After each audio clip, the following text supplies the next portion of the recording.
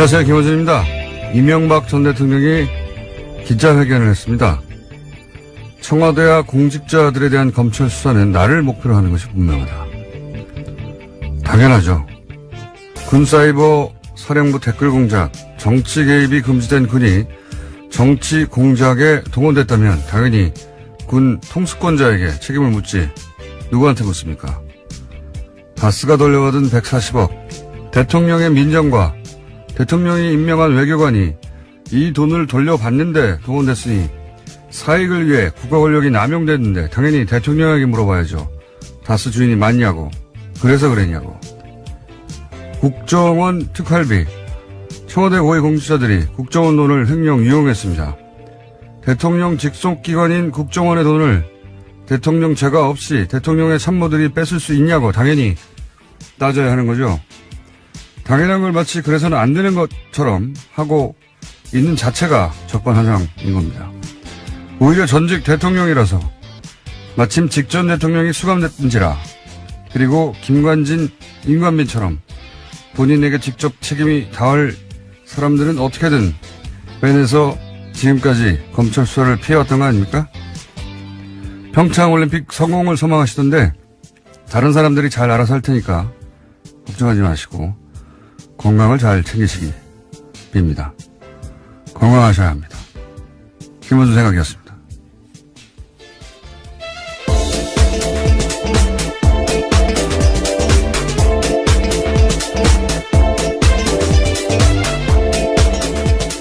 시사인의 김은지입니다. 기자회견 잠깐 들어볼까요? 네. 저 클립, 중요 클립 땄는데, 예. 최근 검찰 수사는 처음부터 나를 목표로 하는 것이 분명합니다. 저 재임 중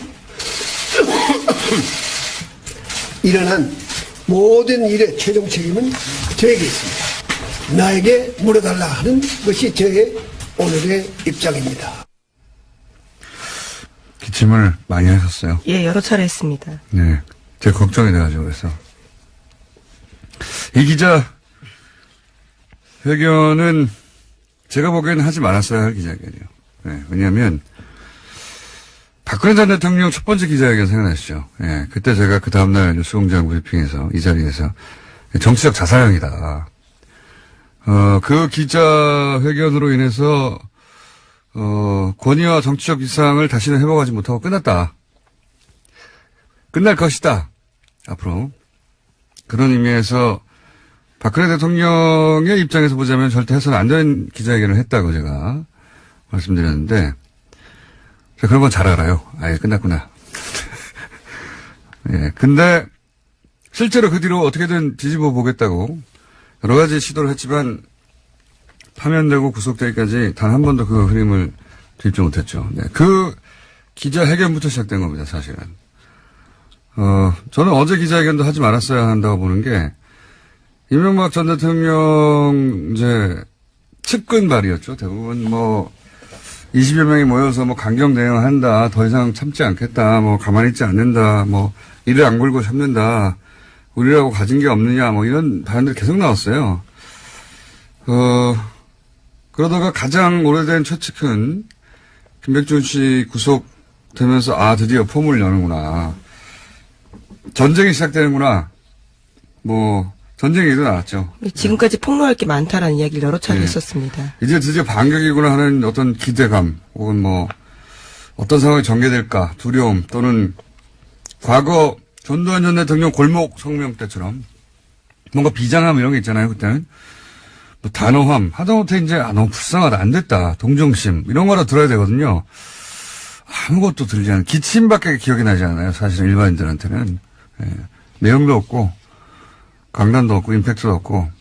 이렇게 되면, 손에 쥔 카드가 아무것도 없구나. 패를 활짝, 보여준 것밖에 안 되는 겁니다. 저는 그 기자회견 그래서 보면서, 끝이 났구나, 이제. 내리막길이다, 이제는. 되돌아올 수 없다. 끝이 났다. 보수 집결 이런 얘기도 하잖아요. 언론에서는. 네, 보수를 괴멸시키려고 정치 공작하는 거다라는 주장을 했기 때문입니다. 네, 그래서 보수 집결의 메시지 아니냐 하는데, 보수 집결 안 합니다. 보수 집결 안 해요. 지금 전직 보수 대통령 중에 가장 인기가 낮은 대통령이에요. 심지어는 여론조사 최근의 걸 보면 수감되어 있는 박근혜 전 대통령보다도 보수 지지층 사이에서 지지도가 낮아요. 박근혜 전 대통령은 본인의 어떤 아우라 때문에 집권한 대통령 아닙니까? 내용을 떠나서. 이명박 전 대통령은 유권자가 각자 자기 욕망에 투표한 거거든요. 아, 이 사람에게 투표하면 내 집값이 좀 오르지 않을까? 자기 욕망에 투표한 거예요. 근데 그렇게 투표했는데 이명박 전 대통령 욕망만 채워진 거다. 이렇게 우리가 확인했잖아요. 현재 내 욕망에 도움이 안 되는 거 다 알아요. 왜 직결을 해요? 직결 안 합니다, 전혀. 예. 네, 그러면서 노무현 대통령 죽음에 대한 정치 보복이다라는 주장까지도 했었습니다. 여러 가지로 자극해 보려고 하는 건데, 예. 직결 안 하고요. 네, 내용도 없고. 저는 이 기자회견 하지 말았어야 한다고. 이명박 전 대통령의 제가 최측근이었으면 말렸을 텐데. 예. 그리고 지금 현재 이명박 전 대통령의 욕망과 일치하는 사람들은 굉장히 극소수예요. 뭐, 이권이 연결된 사람이거나, 네. 그 사람들의 힘은 세지만, 지금 대놓고 지원할 처지가 아니거든요. 예. 뒤에서 뭐, 김관진, 임관빈 빼낼 때나 힘을 발휘하지, 집결 안 합니다. 앞으로 이제, 끝이 났다. 예. 저는 개인적인 평가입니다. 게다가 더 웃긴 것은, 예, 나에게 물어달라, 수사. 네, 가장 눈에 띄는 말이었습니다. 네. 자신의 재임 중에 일어난 이런 모든 책임은 최종 책임이 자기에게 있다라면서요. 자신에게 물어달라라고 이게 말했습니다. 이제 전두환 골목 성명대 같은 어떤 그런 효과를 의도한 문구거든요. 근데 정작 이 SBS에서 그럼 수사에 응하겠다는 말이냐 그랬더니 수사에 응하겠다는 건 아니다. 이렇게 또. 네, 아직 요구받지도 않은 검찰 수사에는 응하겠다는 뜻은 아니다라고 했고요. 수사에 응하겠다는 뜻은 아니다. 사무실에서 나가는 길에 기자들이 붙잡고 물어봤습니다. 그 뜻이 뭐냐고요. 그러니까 아무 말도 하지 않고 나갔습니다. 예, 그 나중에 이제 SBS가 따로 취했나 본데, 그럼 수사에 응하겠다는 뜻입니까? 그러니까 수사에 응하겠다는 뜻은 아니다. 무슨 말이에요? 이게 이메일 보내라는 겁니까? 나한테? 궁금한 거 있으면? 네, 이 보도에 따르면 측근들은 이명박 전 대통령이 마지막까지 성명서 문안 직접 다듬었다라고 하고요. 특히 모든 책임을 나에게 물어라라는 표현을 자기가 썼다라고 합니다. 아니, 그러니까요. 나에게 물어달라는 게, 이게 이제, 밑에 사람들이 계속해서 불고 있으니까, 밑에 사람들 이제, 소환에 조사하지 말고, 그런 의미인데, 그러면 나한테 물어라고 해야 되잖아요? 그래서 나한테 물어라고 했어요. 그래서, 나한테 물어봐도 됩니까? 그러니까 안 된다는 거 아니에요? 예, 이메일 하라는 건지, 문자 하라는 건지. 이게 너무 웃겨요. 나에게 물어라. 그래놓고, 나를 차라리 구치소에 넣어라. 뭐 이런 식의 강하게 나가야 되는데, 그럼 수사에 응하시겠다는 겁니까? 그건 아니다. 이게 뭡니까? 이 기자회견 하지 말았어야 하고요. 예, 끝이 났다고 봅니다, 저는. 자, 근데 관련해서 어제 나왔던 여러 가지 주변 이야기 중에 가장 의미 있는 내용은 정두원 전 의원이 얘기를 했어요. 여기 TBS, 예, 김종대의 색다른 네, 시선. 6시입니까? 네. 제가 6시 반인가 그 시간에 몰라가지고. 네, 색다른 시선 김종배입니다에서 한 이야기입니다. 네. 거기서 히트 저걸 하나 냈습니다. 그러니까, 김백준 키맨이지만, 진짜 더 키맨은, 김희중 전 청와대 제1부속실장이다. 하고, 그 내부를 잘 아는 사람으로서 정두원 전 의원이 지적을 했습니다. 여기서. 그러니까 네, 실제로 검찰에 가서 굉장히 중요한 진술들을 많이 했습니다. 이명박 전 대통령이 처음 국회의원이 될 때, 그때 비서관으로 출발한 굉장히 인연이 오래된, 분인데, 이제 히스토리가, 어디 은행이었죠? 저축은행이죠? 솔로몬이었는가? 예, 예. 저축은행 비리 당시에 임석 솔로몬 저축은행 회장으로부터 1억 8천만 원 받은 혐의로 구속 기소가 돼서 1년 3개월 동안 복역한 바가 있습니다. 그런데 이때 이제 그 부인이 사망을 했는데, 예. 근데 이때 뭐 아무도 빈소에 가지 않았고 문상 가지 않았고 청와대에서 한 명도 가지 않았다. 뭐 그래서 꼭 그것 때문인지는 모르겠습니다만 그것까지 더해져서 대단한 배신감을 느꼈을 것이다. 그리고 그런 연유 때문인지 모르겠지만 지금 굉장히 중요한 진술들을 하고 있죠. 예. 네, 김백준 전 청와대 총무기획관에게 1억 원 받아서 이명박 전 대통령에게 보고했다라는 진술도 했고요. 또 2011년에 이명박 전 대통령이 미국 순방 직전에 달러로 환전한 국정원 특수활동비를 이명박 전 대통령 쪽에 전달했다라는 이야기도 김희중 전 비서실장이 했습니다. 여기서 그 얘기가 나온 겁니다. 이명박 전 대통령 부부라고 어제 보도된 부부라고 보도하고 말하는데 실제 내용을 들어보면 그 김 여사한테도 국정원 특활비를 줬다고 하는 내용이 나왔거든요. 제가 어제도 얘기했지만 대통령 순방할 때는 자기 돈 쓸 일이 없어요. 자기 돈을 쓴다면 뭘 살 데밖에 없습니다. 따로 쇼핑을 한다든가. 안 그렇습니까? 예. 지금까지 이제 대통령과 대통령 주변에 공직에 있는 사람들에 관한 얘기였다면, 가족에 대한 이야기가 처음 나온 거거든요. 예. 굉장히 전혀 어디로 튈지 모르는 파괴력 있는 사안인데 그 이야기가 여기서 나온 겁니다. 네, 예. 정두원 전 의원의 표현에 따르면 이명박 전 대통령의 집사 중에 집사, 성골 집사라고도 할 정도로 굉장히 돈 관계를 잘 알고 있다라고 합니다. 이게 실제 한번 살고 나왔는데 그때 이제 전혀 챙겨주지 않았고, 그리고 이제 부인이 사망했는데 아무도 빈소에 오지 않았고, 그래서 최근 검찰 조사를 받고 나서 또 한 번 가야 되는 거 아니에요? 잘못하면. 예. 그래서, 나도 살아야겠다는 그런 문자를 보냈다고 하죠. 네, 오늘 아침 중앙일보 보도인데요. 자신이 2번 구속되는 일을 피하기 위해서라도 관련된 진술을 했다라는 점을 인정했다라고 합니다. 하여튼 여기서 촉발된 그 부인으로 향할지도 모르는, 예. 수사가 과연 어디로 튈지 전혀 다른 파장을 일으킬 수 있는 사안이라고 보는데, 그 출발이 지금 김희중 전 부속 실장으로부터 시작됐고요. 그리고 특활비는 지금은 4억 이런 정도 얘기 나오는데, 지금 보면은, 그 4억으로 끝났을 것 같지가 전혀 않은 게, 현재 김주성 전 국정원 기조실장 발로 이야기가 시작됐는데, 그 두 번째 기조실장이 모경만 실장입니다. 이 모경만 실장 시절에도 돈이 갔다고 하거든요. 네, 본인이 인정했습니다. 검찰 조사를 어제 받았는데 거기서 그와 같은 사실들을 인정했다라고 합니다. 특활비 액수는 제가 보기엔 굉장히 커질 거라고 보고요. 예. 저는 박근혜 전 대통령 때 건네졌다고 하는 특활비, 예. 훨씬 더 클 거라고 봅니다. 왜냐하면 돈에 관한 규모가 크신 분이라서, 예. 한번 이렇게 땡겨왔는데, 되는데, 그리고 영수증 안 남는데, 본인은 안 들킨다고 생각하는데, 지속적으로 땡기지 않았을 리가 없다라고 저는 전망하는 바, 액수는 훨씬 더 커질 거라고 저는 전망하는 바입니다. 네, 청와대 쪽 요구가 있을 경우에는요, 수시로 자신이 관리하던 국정원 특활비 가운데 수억 원을 현금으로 만들어서 청와대에 전달한 정황도 포착했다라고 합니다. 요건 관련해서 자유한국당이 그렇게 목소리를 높이고 있지 않지 않습니까? 네. 돈 많이 갔다고 봅니다, 저는 여기. 네, 어제 이명박 전 대통령의 입장과 같은 취지의 이야기들을 냈습니다. 대변인 논평로. 대변인 논평 정도 가지고, 만약에 여기서, 예, 되칠 게 있었다면 아주 크게 세게 나왔겠죠. 거리두기를 거기서도 시작한 걸로 저는 보이고요. 예.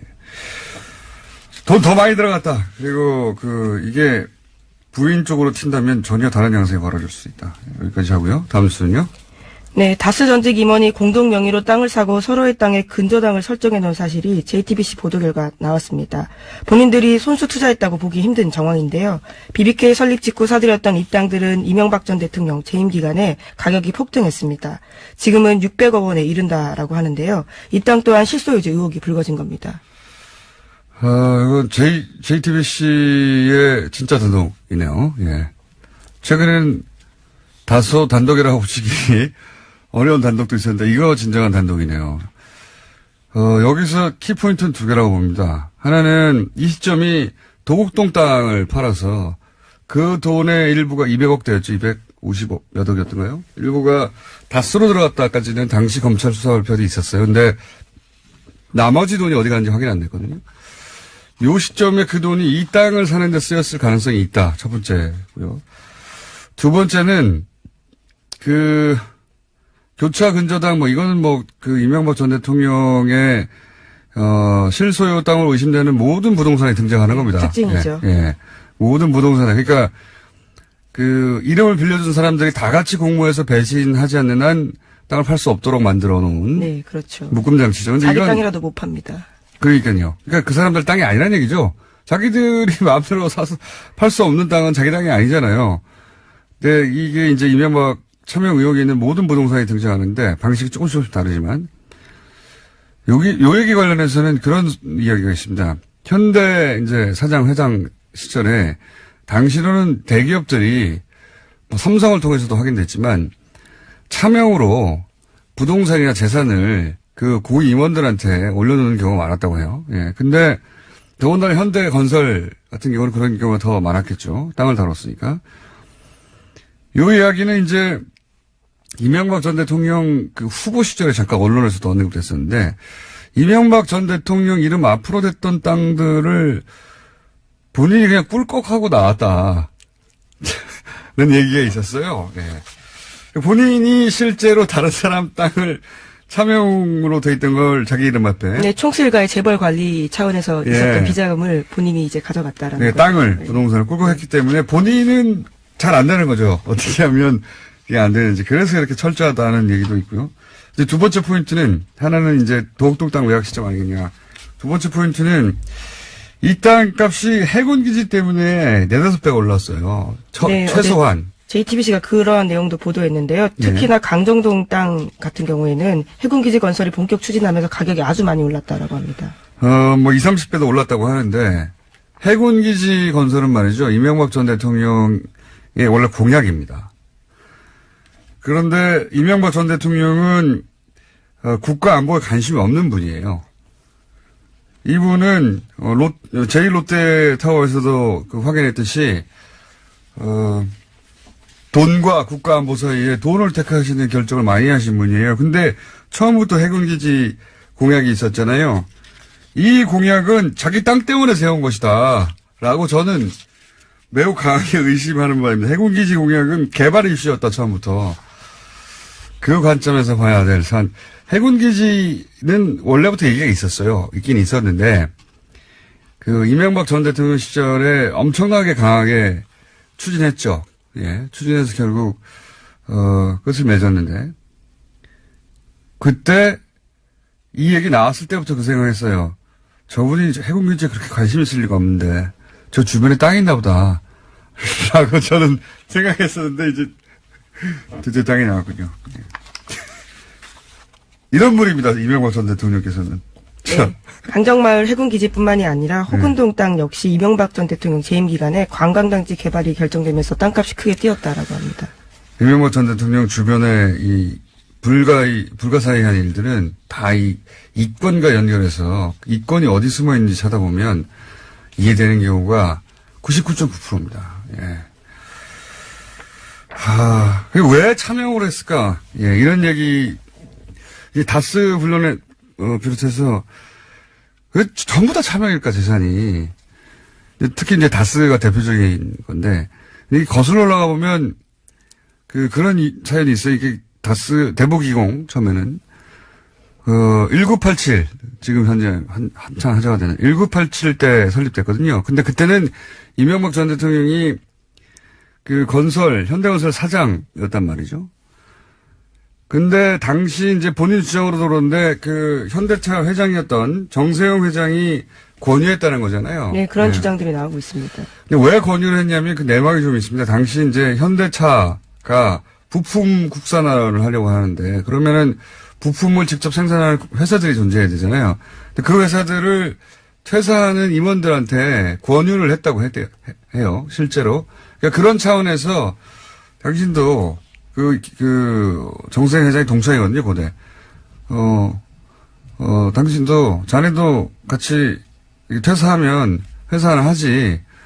근데 당시만 하더라도, 아무리 이제 그 회장이 권유한 걸 하더라도, 어쨌든, 현직인 상태에서 그 겸업, 투잡이잖아요, 엄연히.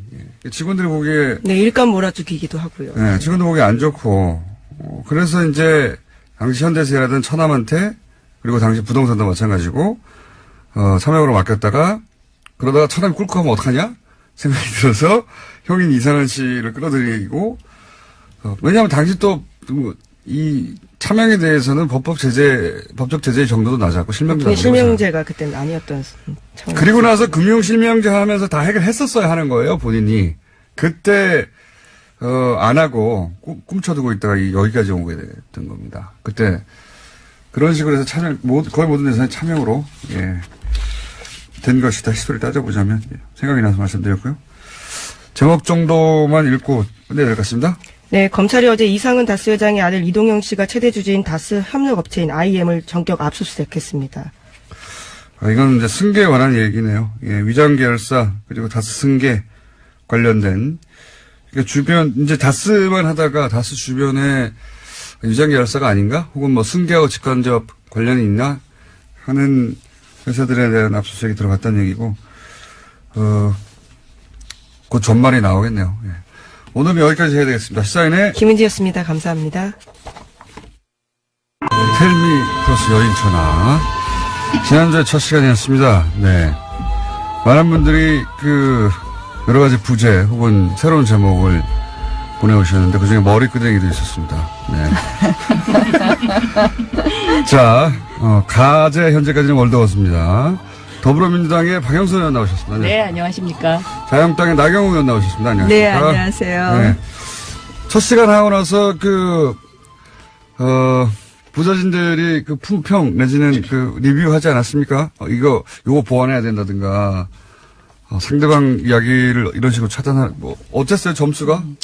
그게 공장장님이, 네. 지난주에는 불공정, 불평등을 내세웠기 때문에, 네. 잠시 그런 일이 일어났었는데, 그것은 오늘은 조금 자제하고 서로 이렇게 불평등이 아니라 막 하라는 거였죠. 각자 따드시라. 네. 하나도 안 들렸다. 뭐 이런 얘기 하는데 저는 재미있는 게 페이스북 댓글에요. 주로 이런 거 나왔어요. 호랑이 속을 해서 고생했네요. 또 저희 사진 올렸더니 가운데를 지우고 싶다 그러던데 어떡하죠? 지우세요. 지우세요. 근데 보기에 좋아 보입니다라는 댓글도 많이 있었습니다. 네. 대체적으로 네. 재밌었다, 잘 들었다, 그리고 저한테는 좀 더 세게 해라, 뭐 이런 주문이 있었습니다. 방송 두 개를 동시에 틀어놓은 것 같다는 얘기 있었습니다. 네. 네. 실제 그랬죠? 네. 앞으로도 계속 그렇게 해주세요. 방송 두 개를 틀어놓은 것 같다. 네. 오늘은, 동시에 말하지 말고 서로 경청하는 자세를 부탁한다는 주변에, 반응이 설사 있다 손 치더라도 신경 쓰지 마시고 하던 대로 계속 하시면 됩니다. 각자 알아서. 자, 오늘의 첫 번째 키워드는 갑자기 어제 이명박 전 대통령 기자회견이 있었기 때문에, 네. 요 기자회견에 대한 평가, 내지는 논평을 좀. 네. 제가 먼저 해야 하셨습니까? 되겠죠. 네. 저는 크게 세 가지로 정리할 수 있다고 생각하는데요. 첫째는 막다른 골목에 서 있다. 이제 검찰에 출두할 수밖에 없다는 사실을 스스로 인정한 것이다. 그래서 나 지금 막다른 골목에서 떨고 있으니 보수야 뭉쳐달라. 그래서 이 보수를 방패막이로 좀 정치 쟁점화 해보겠다라는 게 두 번째 이유고요. 세 번째는 평창올림픽 성공이라는 단어를 언급을 했는데 이 평창올림픽 뒤에 숨어서 좀 시간을 끌어보자. 뭐 이러한 꼼수 전략도 있는 것이 아닌가 이렇게 생각이 됩니다. 요약할 수 있겠습니다. 자, 요약은 이렇게 나왔습니다. 뭐 말씀하신 대로 사실 이명박 대통령은 계속해서 수사 대상이었죠. 뭐 박근혜 정부 시절에는 자원외교, 롯데월드 해서 하고 네. 이번에는 국정원 댓글 하다가 다스 하다가 안 되니까 이제 드디어 특활비로 갔습니다. 사실 다스가 안 되진 않았는데요, 지금. 뭐 아직 진행 중이죠. 근데 어쨌든 잘못된 부분은 짚고 넘어가야 되겠지만 사실은 지금 제가 깜짝 놀란 것이 이제는 많은 국민들이 이렇게 이 적폐청산이라는 이유로 계속되어지는 이 수사에 대한 피로감도 있는 것 같습니다. 그러니까 한마디로 정치보복이라는 이러한 이야기가 상당히 설득력을 가져가고 있는 상황에서 어떻게 보면 어제 메시지는 결국 이거 정치보복 아닙니까? 그래서 MB 대통령께서 그런 메시지를 주셨다고 봅니다. 정치보복인가요? 정치보복이라기보다는 그 단어를 사용하고 싶었던 거겠죠. 그러니까 그 말을 계속해서 해서 국민들한테 뭔가 자기의 이야기를 하고 싶은 건데, 그 어제의 그 장면을 한마디로 표현한다면, 나 사실은 떨고 있으니 보수야. 제발 나 좀 어떻게 해줘. 뭐 이런 거 아닌가요? 아니, 근데 사실은 왜 우리가 자꾸 정치보복이라 그러냐면요. 저도 잘못된 과거, 우리가 이제 국정원 특활비 문제도 그렇습니다. 잘못된 관행 반드시 고쳐야 되는데요. 그 핵심이 왜 보수 정권만 하냐. 사실은 지금 박근혜 대통령 구속된 다음에 이제 이명박 대통령까지 포토라인에 세우면 끝이다. 완성이다 이렇게 생각하는 거 아닌가요? 그래서 사실은 그렇다면 모르죠. 네? 그 이전 거 안 하나요? 노무현 대통령 근데 네, 국정원 특활비 문제 뭐 이건 안 하나. 그래서 사실은 이제 이거는 저는 뭐 우리가 검찰 수사 지켜보자. 그러나 검찰 수사 하려면 제대로 해라. 공정하게 해라. 그러니까 정치보복이라는 이야기 안 들으려면 전 정권 했는데 그러면 전전전은 어떻게 되는지 저희 궁금할 따름입니다. 이게 물고 늘어지기 작전 이것은 오늘 근데 제가 별로. 약간 뉴스공장이 좀 네. 편파적인 것 같아요. 네. 왜요? 저희한테 계속 이명박 대통령 이슈를 먼저 얘기해야 아니, 된다고. 이명박 대통령이 어제 오늘의 나왔는데 탑뉴스. 아니 근데 제가 보니까 탑뉴스는 네이버를 아침에 오면서 봤더니 평창이 먼저더라고요. 평창 그래서 얘기도 좀 있다 하죠. 평창이 근데 아직 탑뉴스인데 조금 네, 이명박 왜 대통령 좀 얘기를 편파 아닌가 이런 생각이 많습니다. 할게. 그건 이명박 대통령에게 책임을 물어봐 주세요. 네. 이날 하는데 하필 왜 어제 했냐고. 불리하게. 저도 생각보다 이명박 대통령이 좀 빨리 등장했다. 저렇게 그렇죠? 생각합니다. 네. 오늘쯤 나오시리라고 생각했는데, 네. 오늘 좀. 이 주제가 되라고 미리 나오셨나 봐요. 네. 예. 이게 지금 이명박 진짜? 대통령이 특활비에서 딱 걸린 거거든요. 특활비. 그러니까 이 다스나 BBK 이거 증거인멸을 그동안 많이 했었죠. 네. 뭐 이 나경원 의원님한테 조금 미안한 얘기입니다만은 2007년도에는 나경원 의원님이 주어가 없는 여인으로 엄청 떴었거든요. 그 당시에. 네? 아니 꼭 그 얘기 하셔야 되겠어요, 방영선. 좀 미안해요, 약간. 아니 근데 사실은 제가 그 그때 말 제가 엄청 대변인이잖아요. 그러니까 엄청 대변인이었잖아요. 상처받았어요. 어떻게 저 여인은 아니 근데 이게 어떻게 제가 주어가 없다는 이야기할 수 있나. 말이 이런 거 있어요. 제가 그러니까 말을 하면서 중간이 끊어져서 저 그것 때문에 계속 고생하는데 대통령께서 예전부터 말씀을 하시다 이 얘기하다 저 얘기하다 하시는 거예요. 그러니까 한마디로 뭐 예컨대 BBK와 다스는 적절한 비유는 아니지만 뭐 A라는 이야기를 하다 B라는 이야기를 하니 그 중간에 말이 뜨면서 이게 앞뒤가 안 맞으니까 이게 그 얘기는 아닐 거라는 표현이 저 그거 갖고 여태까지 고생하고 있습니다. 그러니까 10년째. 차라리 그냥 그때 내가 잘못했다고 하시는 게 더 아니 그러니까 빠르지 않을까요? 아니 제가 그러니까 아니 그래서 아니, 굉장히 영원히 죄송한데 고통받으실 것 같은데 그 일로. 아니 그게 그 아니라 당시에는 제가 아니, 엄청 그러니까 상처받았다는 거예요. 아니, 저는 사실은 그때 정말 대통령의 말 습관, 언어 습관을 설명한다는 것이 정말 씹힐 일을 한 거죠. 근데 사실은 언어 습관이 그러기 때문에 이게 꼭 그걸 시인한 게 아니다라는 설명을 하다 보니까 그렇게 알겠습니다. 됐습니다. 그때 두 분이 정반대 입장에서 주고받은 공격수가 그러니까 이제 사실은 누구시였죠? 이명박 주로. 대통령 네. 이야기 나오면 박영선 의원도 하시고 싶은 말씀 많으실 거예요. 또 그때 대통령 선거 이후에 뭐 좀 조사도 받고 그러셨죠. 고생 많이 하셨죠. 아유, 예. 저 계속 고생했죠. 그래서 계속. 사실 뭐 박영선 선 의원님이 조사를 이렇게, 받은 게 아니라 5년 내내 가족이 유배 생활을 하는 박영선 아주 의원님이 좀 생각하고 속상해 싶지 하시는 않은. 거 이해는 하지만 우리가 저는 이해 정말 못하실걸요.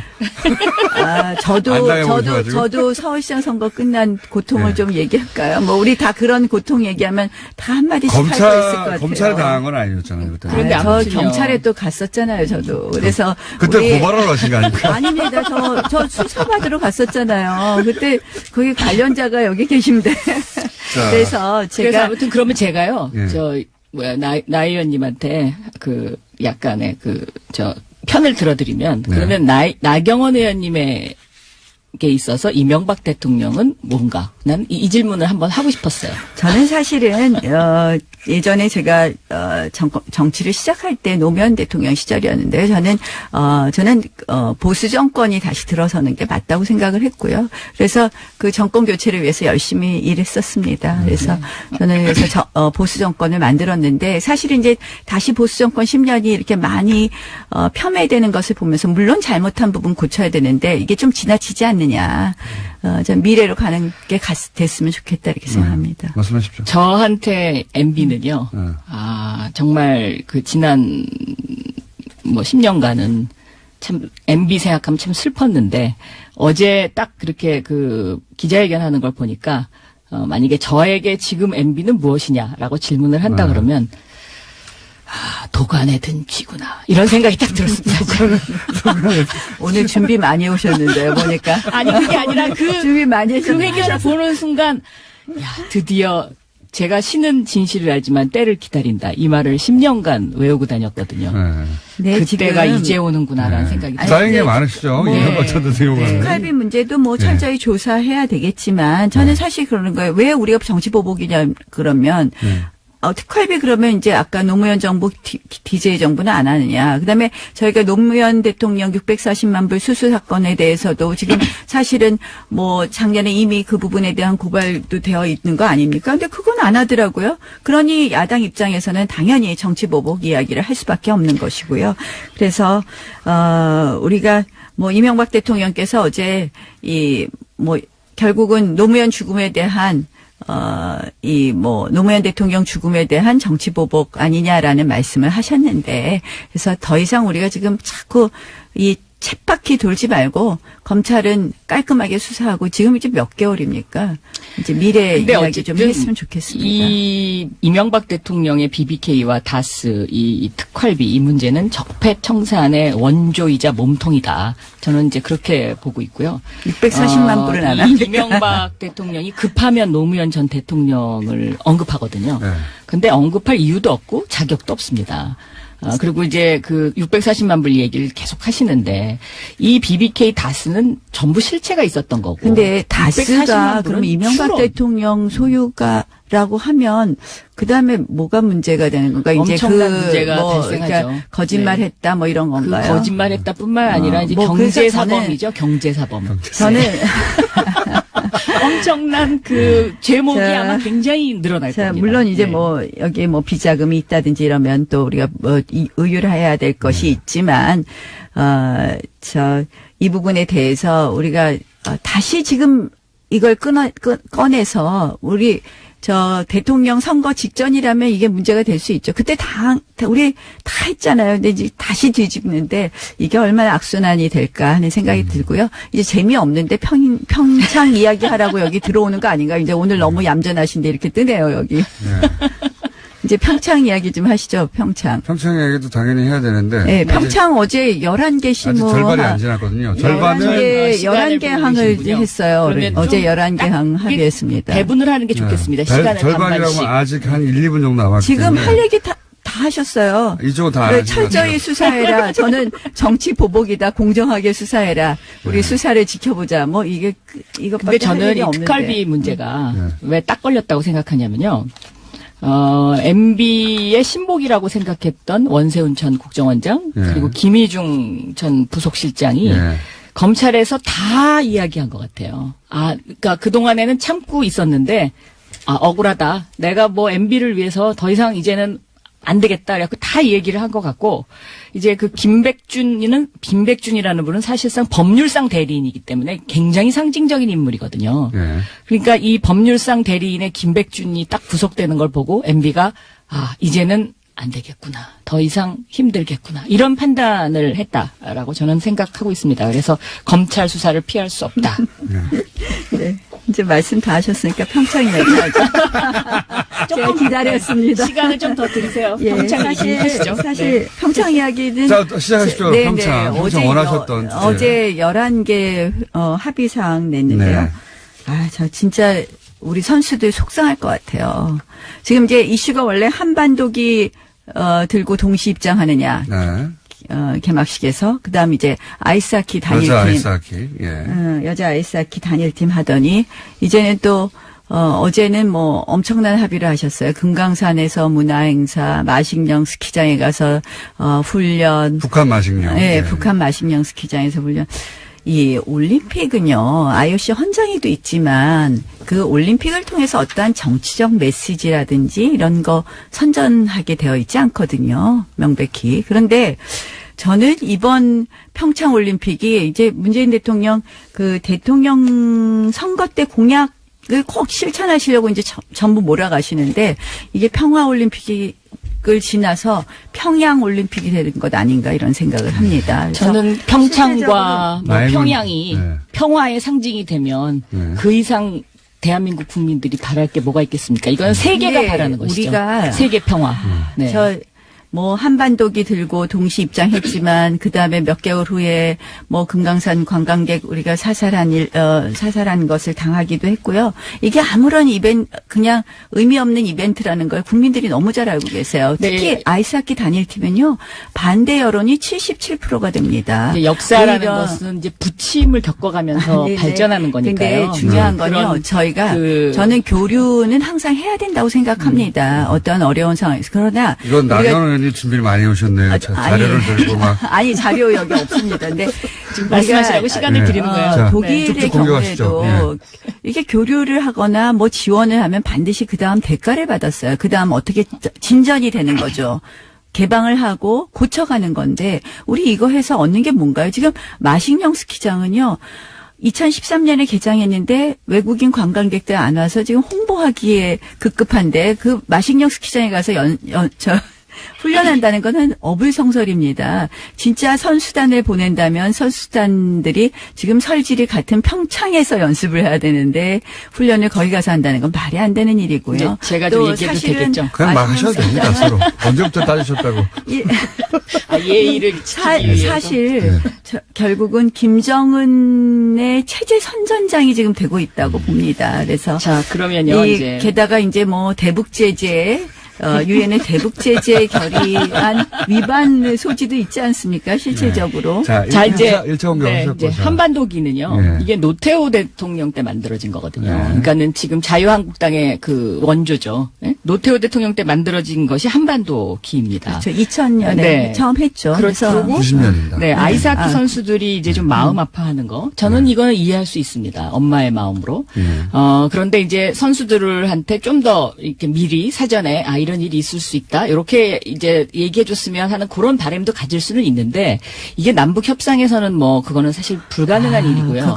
대신 이제 말이 남북 안 되죠. 단일팀이라는 어떤 그 상징성이 갖는 의미, 그다음에 이것이 세계인에게 던지는 메시지, 세계인들한테 이것이 훨씬 더 중요하다. 저는 세계인들한테요 아. 좋은 메시지를 줄 수 없다고 생각합니다. 그리고 이제 이게 이 마식령 얘기를 하셨는데 저는 뭐 북한의 마식령 스키장도 이 기회에 한 번쯤 저렇게 우리가 큰 마음을 갖고 보여주는 거, 나 이거 나쁘지 않다고 생각합니다. 왜냐하면요, 사람인이라는 게 이렇게 서로 의지하는 거지 않습니까? 한자로 보면, 그러니까 나경원 의원이 계시니까 제가 있듯이 이렇게 서로 좀 이렇게 서로 의지하면서 이렇게 좀 근데 한반도 상황이 그렇지 않지 않습니까? 제가 이것도 나경원 의원이 있듯이 이거는 이 서로가 이게 뭔가 조금씩 양보를 하면서 계속 교류를 간다는 것이 이제 평화를 위해서 가는 발걸음이죠. 저희가 이런 교류를 하는 것은 어떻게 보면 그 다음에 있을 비핵화 회담이 과연 가능할 것이냐 이런 것도 생각을 해야 되는데요. 비핵화 그거 회담도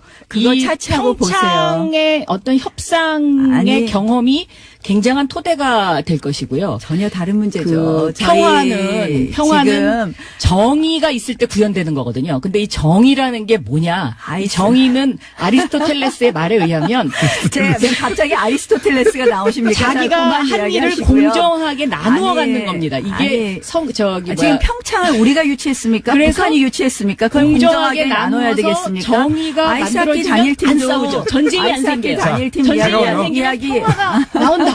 자, 아이스하키 이제 단일팀도- 한반도기 하나 해보고 아이스하키 팀 하나 해보죠. 한반도기는 어떻게 해야 됩니까? 한반도기 한반도기는- 맞지 않다고 생각합니다. 왜냐하면 네. 우리가 과거에 들었다고 해도 네. 저희가 이번에 개최국입니다. 네. 사실은 과거에 들었기 때문에 우리가 또 든다?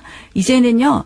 거기에 대해서 관심 갖는 국민도 없고요. 그것이 평화와 통일을 의미한다? 지금 북한이 내일 모레 우리 핵국가이라고 이미 핵국가라고 선언했죠. 핵국가라고 인정해달라고 하는 이런 상황에서 국제사회에서 그것을 곱게 볼까요? 이게 개최국이라도요. 이게 예를 들면 금메달을 딸 때 위장 시상식에서 평화라는 다 것을 태극기 올라가고 그다음에 세계- 선수들이 다 세계민이 알게 태극기를 되는 들고 것이죠. 응원하고 그래서 저는 이 대안으로 이 한반도기를 태극기를 들고 저는 개회식에 들어가면 이벤트를 할 필요는 없다고 생각을 응원단이 합니다. 전체가 태극기를 들고 함께 응원을 하면 그것이 동시에 잡힐 것이기 때문에 저는 보세요. 이 올림픽을 문제는 하면 그렇게 해결하는 것이 올림픽을 맞다. 하면 개최국이 제일 마지막에 입장하게 되어 있습니다. 그런데 이것을 한반도기를 갖고 동시에 입장해요. 재밌다. 그럼 북한하고 우리하고 개최국입니까? 동시에 하는 공동 개최가 아닙니다. 형님이 좀 아니, 이렇게 그렇게 까치밥을 얘기하시면 아니. 던져주는 것이 아니, 저는 그것이 우리가 한반도 저는 평화를 위해서 평창 올림픽에 오기 필요한 위해서 우리가 일이죠. 굉장히 많은 노력을 하고 있습니다. 근데 한반도 북한이 기준 반대. 와일드 카드도 자유한국당은. 갖고 올 수 있게 하고 그러니까 여러 가지 우리가 지금 IOC하고 근데 협의하고 제가 이 있습니다. 질문을 하겠습니다. 저는 그래서 평창 올림픽이 실패하는 걸 원하십니까? 평창 올림픽이 북한 선수단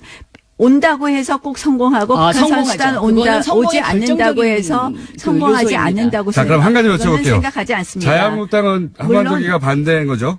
한반도기 저는 찬성하지 않습니다. 자유한국당의 입장입니까? 아니면 의원님의 입장입니까? 뭐 홍준표 대표랑 저희 자유한국당 전체적인 입장이 반대인 것으로 알고 있습니다. 한반도기 그러니까 민주당에서 의미 찬성이고. 없다. 저는 사실은 평화의 한반도기는 상징으로 쟁점으로 한반도기가 삼을 인식되는 생각도 별로 것. 없습니다. 의미 그것은 없다. 뭐 의미가 있다라고 의미 생각합니다. 없다. 네. 자, 아이스하키 좀 있다 없다 얘기하시죠. 동시에 나오니까 아주 자, 재밌습니다. 아이스하키. 자, 아이스하키 평창 원하셨으니까 이슈를 아이스하키 먼저 왜 안 되는지 말씀해 주세요. 반입. 아이스하키 팀은요, 아까 네. 엄마의 마음 말씀하셨는데, 엄마의 마음 이상으로 이건 공정의 문제입니다. 공정의 문제. 사실은 이 선수들이 얼마나 땀과 눈물을 흘렸습니까? 근데 그동안 보면 이낙연 총리 제가 굉장히 좋아하는데 이런 말씀하셨어요. 22위, 25위까지 이야기하시면서 뭐 어떻게 느낌이 너희 공부 못하니까 수능 뭐 보나 안 보나 이런 느낌이에요. 이거 정말 우리 선수들한테 진짜 자, 못을 박는 문제가 이야기라고 이겁니다. 생각을 하고요. 자. 저는 네. 사실상 이게요. 뭐 올림픽에서 예외를 받기도 어려운 거고 물론 이제 20일에 결정을 한다고 하지만 우리 측에서 뭐 IOC 측에 엄청난 뭐 이야기를 하고 있는 것 같은데 사실은 국제 스포츠계에서도 이 관련 없는 이러한 일들에 대해서 굉장히 난색을 표명하는 것으로 알고 있습니다. 자, 이 알겠습니다. 아이스하키라는 게요. 네. 추운 나라. 또 선진국에서 하는 그 운동의 상징이잖아요. 네. 그렇기 때문에 저는 그 종목을 선정하는 데 있어서 이번 평창 올림픽의 아이스하키 종목을 단일팀으로는 할 수밖에 없었을 거다. 저는 그런 생각이 듭니다. 왜냐하면 북한이 우리보다 훨씬 북쪽에 있기 때문에 아이스하키의 어떤 그 실력이라든가 억지로 연습할 만든 수 있는 이벤트 기회라든가 이런 것들이 다른 종목에 비해서 좀 더 내세울 수 있는 그런 종목이 아닐까. 그렇기 때문에 우리가 어쨌든 큰 형님이라서 그런 부분 정도는 안고 가면서 좀 이것을 더 상징적으로 끌고 갈 필요가 있지 않나 하는 생각이고요. 물론 열심히 연습한 우리나라의 아이스하키 팀 선수들의 어떤 마음속에 어떤 그런 좀 불만 이런 것들은 있을 수 있다고 생각하는데 이것을 흡수해 줘야 된다고 생각합니다. 네. 자, 네, 이제 흡수할 50초 문제가 남았으니까 아니고요. 이건 마지막 공격하시고 올림픽입니다. 마지막 반박하시고 알아서 올림픽입니다. 올림픽을 북한의 체제 선전장으로 이용하는 것은 맞지 않다고 생각을 합니다. 그래서 국민 여론 시간 들어보시기 얼마 안 바라고요. 남았으니까 막 말씀하십시오. 실질적으로 지금 어제 합의한 사항을 보면 개성 쪽 그다음에 개성길, 판문점길, 금강산 육로 다 열어서 지금 이제 뭐 평화 올림픽을 만들겠다는 이런 이벤트를 쭉 준비하는데요. 저는 어쨌든 이 평창 뭐 올림픽이 남북이 교류하는 부분, 북한이 모으는 부분 어느 정도는 저도 수용할 마음이 있었는데 이건 좀 심하다. 저는 실질적으로 이것은 이제 그만 이제 한마디로 하셔야죠. 네. 평창 올림픽이 한마디로 전 우리가 북한에 세계에 끌려가는 형국이 이 된다. 이렇게 한반도의 모습을 알릴 수 있는 굉장히 좋은 주파수 기회이고요. 혼선은 아닙니다, 여러분. 박영선, 나경원 의원이었습니다. 굉장히 좋은 기회이고요. 김어준의 뉴스 공장.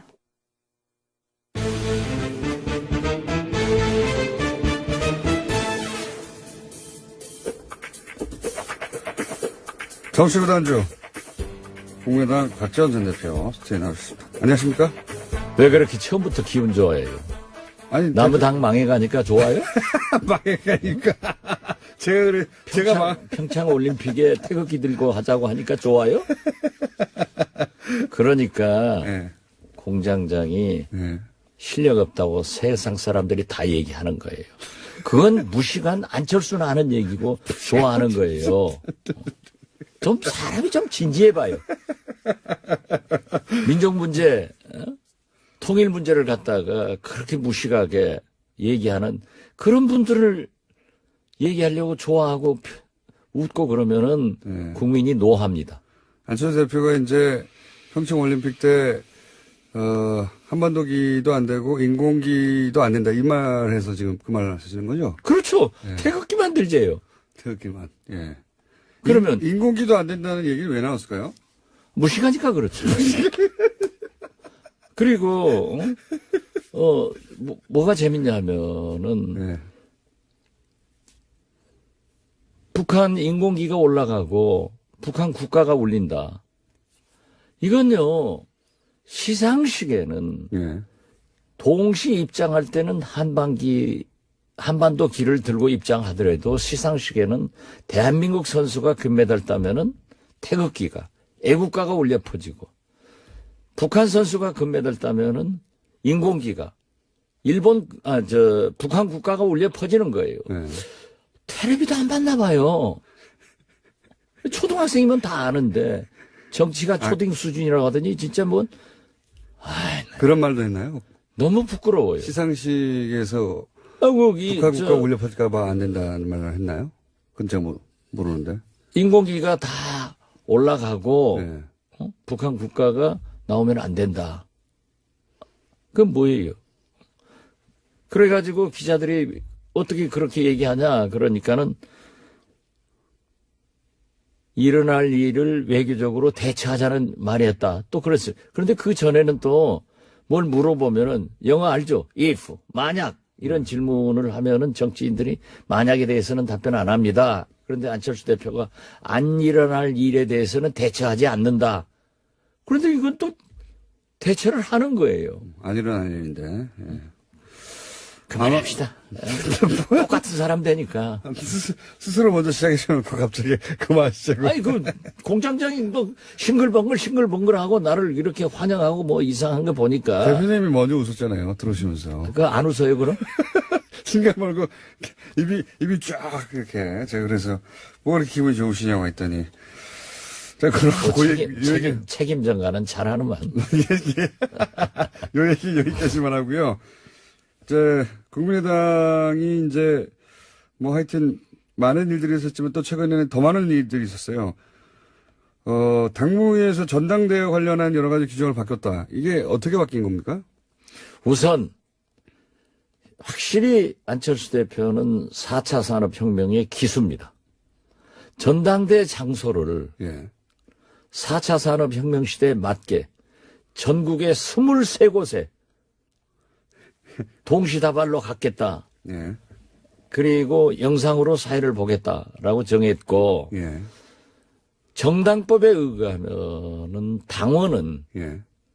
자기가 탈당계를 내지 않고는 탈당이 안 됩니다. 예. 그러니까 통합민주당의 경우 당원들이 수백만이 되는 게 예. 과거에 통합하고 쭉 이어온 당원들을 정리할 길이 없는 거예요. 예. 그래서 당원 명부를 정당법에 의해서 가지고 있는데 예. 전화를 해가지고 대표 당원이 전화를 안 받거나 하면은 정리를 해버리겠다. 예. 이건 대표 당원이 우리가 예상하는 게 한 10,000명 정도가 되는데 예. 이 모수란 말 알죠? 예. 그것은 알겠지 뭐.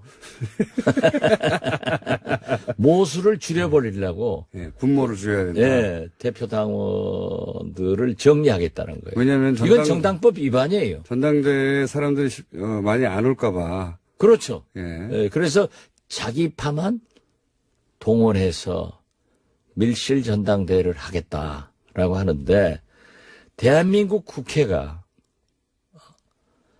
여의도에 있는데 정세균 의장이 사회 보면서 23개 국회를 만들어 넣어서 거기서 하겠다.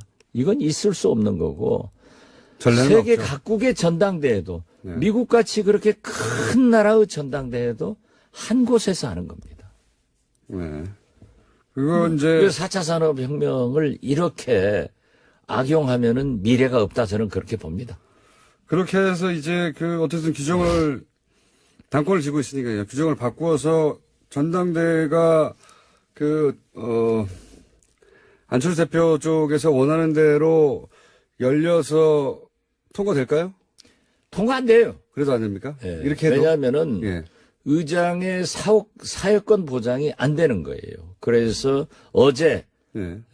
우리 개혁신당 창당 준비위원회에서 법원에 가처분 신청을 했는데요. 예. 이건 저는 사법부에서 결정할 일이지만은 인용이 될 겁니다. 설사 기각이 된다 하더라도 전당대 의장은 이상돈 의원이고 이상돈 의원이 몸을 23개로 갈라야 됩니까? 지금 그러면 이건 박정희 전두환도 이런 짓 안 했어요. 정확하게 지금 법원에 가 있는 사안이 뭐죠? 이게 지금 이런 말씀하신 23곳으로 가르고 하는 것이 그리고 정당법. 대표당원 문제하고. 대표당원 문제가 이게 정당법을 위반하는 것이다. 네, 그렇죠. 예. 그래서 이걸 막아달라. 예. 당규 예. 개정을. 예. 그 재판장을 우리 김어준 공장장이 했으면 참 잘할 건데. 고시를 합격 못했으니 뭐. 쳐본 적도 없습니다. 그러면 만약에 그게 법원에서 정당의 문제는 정당이 해결하라고 발을 빼면 또 어떡하죠? 이것은 어려울 거예요. 어렵다. 제가 법사위원을 지금 뭐 12년째 하고 있는데 예. 되게 절차적 문제에 대해서는 하지만은 전당대회를 23곳에 있어서 개최해도 좋다. 예. 정당법을 초월해서 대표당원을 정리하는 것이 가능하다라고 하면은 법을 깨버리는 거예요. 그렇게 되면 그렇다. 그렇죠. 앞으로 대법원 전원 합의비가 판결을 하는데 23개 놓고 대법원장이 돌아다니면서 동시에 한다고 하니까 불가능한 거죠. 그렇게 전망을 하시는데 혹여라도 법원이 이제 이게 너무 부담스러운 사안이니까 발을 빼면 어떡합니까? 기각되면은 예, 그다음에 기각대로 하는 거예요. 기각되면은 예. 이제 그러면 이상돈 전당대 의장이 예. 적절한 조치를 할 겁니다. 그런데 여기에서 얘기하면은 또 저 사람들은 4차원 세계에서 살고 4차 산업혁명이 기수이기 때문에 또 다른 기상천외한 것을 대응을 하니까 얘기는 하지 않지만은 전당대회는 안 돼요. 지금 전당대 의장이 예. 개를 선언하고 안건을 상정하고 토론을 하고 표결을 하고 개표를 하고 결과를 발표하고 이런 절차적 민주주의가 세계 각국에 똑같은 회의 방법이 있어요. 이것을 무시하고 23곳에서 해가지고 의장이 없는데 누가 선포해요. 그러니까는 또 이제 그건 못했어요. 차마 꼴뚜기도 있겠죠. 낯짝이 있겠지.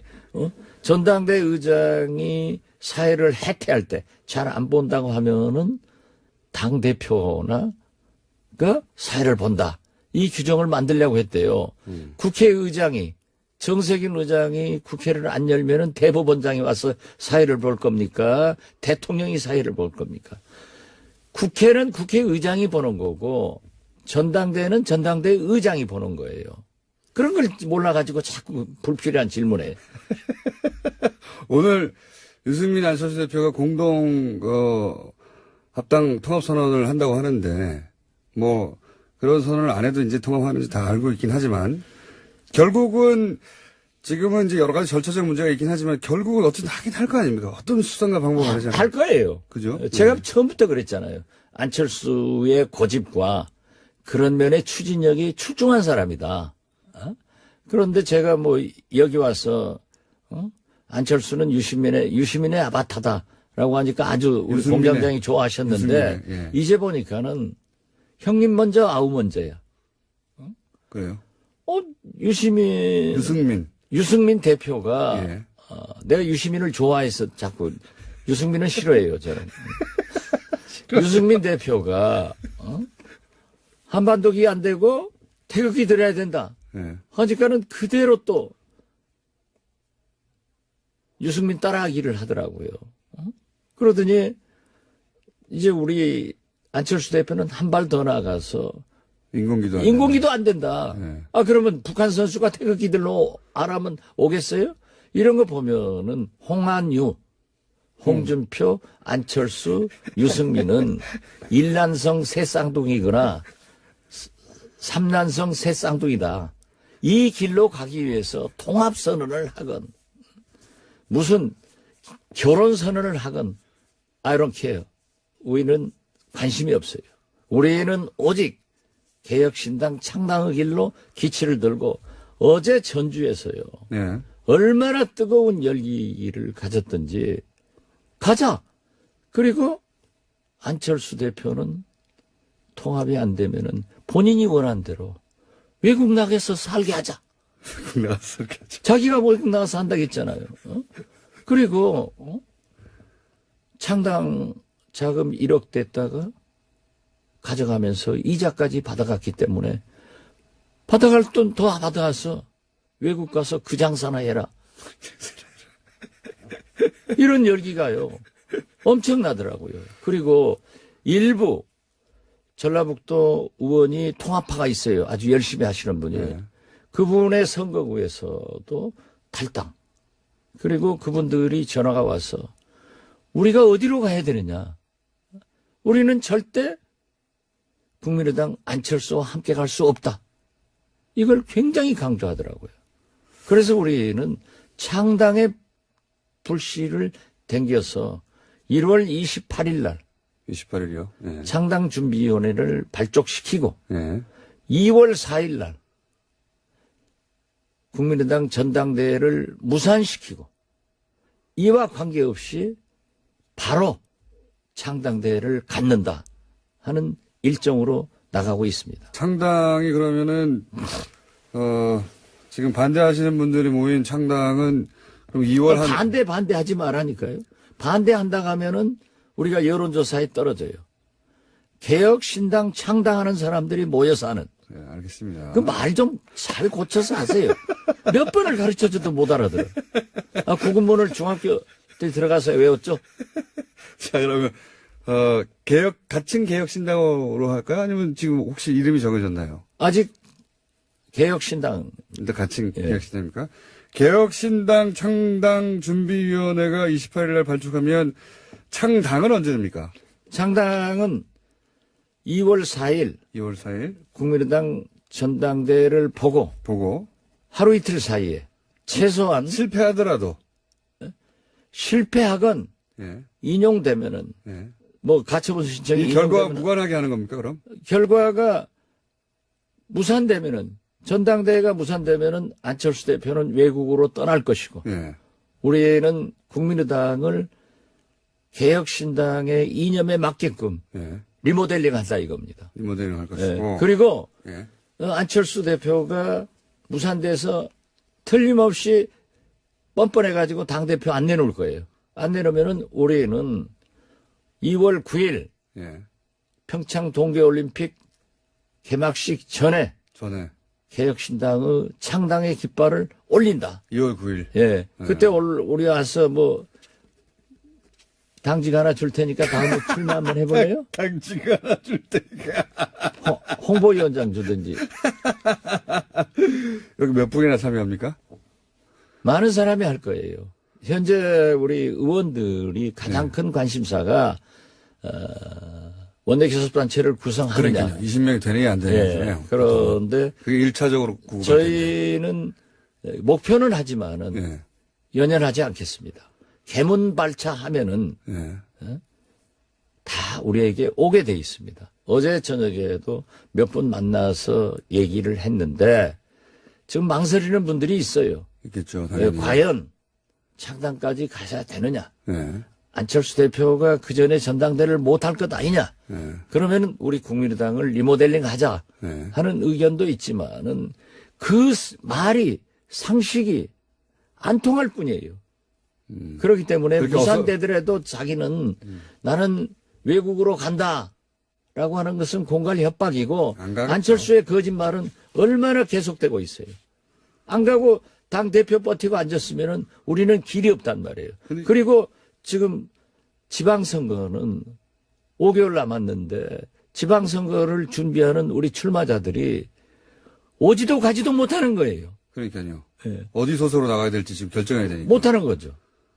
그렇기 때문에 그분들을 위해서도 또 그분들은 그래요. 저한테도 대표님은 선거가 3년 남았으니까 느긋하지만 우리는 4개월 남았는데 어떤 깃발을 들어야 됩니까?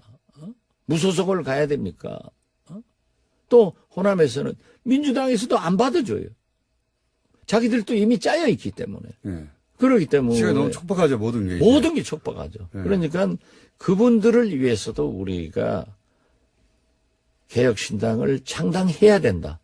그리고 어제 전주에 개혁신당 창당 결의대회는 엄청나게 뜨거웠다. 그리고 그 요구가 하늘을 찔렀다. 이렇게 말씀드립니다. 두 가지 이제 문제가 남지 않습니까? 하나는 중립이라고 이제 이야기되던 분들은 도대체 어떻게 할 것인가. 그리고 비례대표 중에 분명히 안철수 대표와 함께하지 않겠다고 뜻을 표명했던 분들이 있는데 그분들은 또 어떻게 되느냐. 이 창당할 때. 그 문제는 어떻게 되고 있습니까? 중립을 표명, 소위 중재파, 네. 우리 박주선, 네. 김동철, 네. 뭐 황주홍 네. 이런 분들이 계세요. 예. 주승용 의원은 조금 뭐 자기는 통합하에 네. 있겠다. 그건 잘 모르겠어요. 그러나 저는 그분들도 우리에게 오리라고 봅니다. 왜 그렇게 생각하십니까? 그리고 중재파들도 어떤 경우에도 통합은 반대한다. 안철수 대표가 나가라.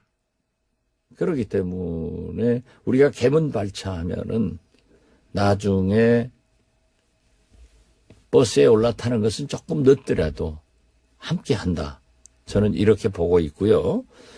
또 안철수 대표와 가깝게 지내는 당직을 가지고 있는 의원들도 예. 지금 이런 얘기를 해요. 자기들이 당직을 물러나고 안철수 대표를 비난하지 않은 채 합류할 수 있다. 개혁신당에 참여하겠다. 비례대표는요. 예. 지금 유승민 대표마저도 정치적 합의를 해서 해줘라. 그렇죠. 이런 얘기를 했고 과거에 안철수 대표도 경남 도의원, 부산 기초의원들을 민주당에 요구해서 제명시켜줘서 예. 받아온 적이 있습니다. 국민의당으로 그랬던 적. 자기는 하고 이제 와서는 자기는 못하겠다라고 하지만은 합의위원이 될 겁니다. 결국은 된다고. 예. 만약에 예. 우리가 다 가져가 버리면 전당대회를 무산돼 가지고 안철수 대표가 외국으로 가면 모르지만은 여기서 정치한다고 하면은 안철수 대표가 저희들한테 합의위원 해 주시오라고 사정할 날도 온다. 저는 그렇게 보기 때문에 또 만약 이것도 저것도 안 된다고 하더라도 우리가 지역구 의원들로 개문발차를 하면은 민주당 죄송합니다. 국민의당 소속으로 있는 비례대표 의원들이 우리하고 행동을 해버리면 끝나는 거예요. 사실상 원내교섭단체가 된다. 저는 그렇게 봅니다. 이렇게 생각하면 되는 겁니까? 그러니까 만약에 무산이 된다면 전당대회가 굉장히 중요하죠. 전당대회가 만약에 무산된다면 전당대회가 무산되어도 지금 어떻게 했어든 안철수 대표는 그 유승민 대표하고 합당을 해야 되는 거 아닙니까 지금? 그렇지 않으면 정치적으로 갈 길이 없잖아요. 그럴 때 아니 무산되면은 자기는 외국 간다고 그랬어요. 외국 가겠습니까? 그러니까 안 가죠. 안 가죠. 그러니까 거짓말을 한두 번 했어요. 근데 제 말은 그때 합의이혼이 이루어질 수 있을 것이다. 그러니까 전당대회는 실패했으니까 전당대회 이외에 이제 서로 갈라지는 방법은 서로 조건에 맞춰서 합의이혼을 깨끗하게 하는 거 아닙니까? 그때 합의이혼이 될 수 있을 것이다. 그래서 그렇게 예. 과거에는 정치공학적으로 여러 가지 계산을 했습니다. 그렇지만 지금 21세기 4차 산업혁명 시대에 살고 있는 우리 국민들, 젊은이들은 깨끗한 것을 요구하는 거예요. 그래서 저는 그렇게 주장을 합니다. 제가 나이는 먹었어도 저는 진짜 이 적응력이 빨라요. 엄청나게 받으시죠, 아주. 예. 그렇기 때문에 SNS도 제가 제일 잘하는데 이건 내 홍보. 예. 돈 안 내고 홍보하는 거예요. 그런데 그렇게 정치적 계산을 하는 구정치 하지 말자 이거예요. 우리가 비례대표건 지역구 원익은 원내 교섭단체가 안 되더라도 깨끗하게 어떻게 홍안유하고 하느냐. 어떻게 평창 동계올림픽을 저렇게 파탄시켜보려고 하는 반민족적, 반통일적 세력과 정체성이 다른데 할 수 있느냐. 이걸 딱 구분해가지고 나와서 하면은 나머지 의원들도 다 우리에게 오기 때문에 결국 우리는 보다 큰 적폐 세력의 청산, 보다 큰 개혁을 위해서 우리가 우리의 길을 가자. 안 되는 길에 계산하고 연연하지 말자 하는 것이 안철수의 구정치와 다른 박지원의 새정치입니다. 전당대회 무산 그리고 합의위원 이렇게 정도 생각하면 되겠네요. 합의위원 뭐 기대는 하지만은 그 연연할 필요 없어요. 그것도 연연할 필요가 없다. 예. 어차피 그게 지지부진할지라도 창당은 그냥 간다. 창당한다. 그리고 비례대표 의원들은 비록 소속은 국민의당에 있다 하더라도 우리하고 같이 활동을 하기 때문에 우리 의원총회에 오기 때문에 우리하고 같이 표결에 참여를 하기 때문에 실질적인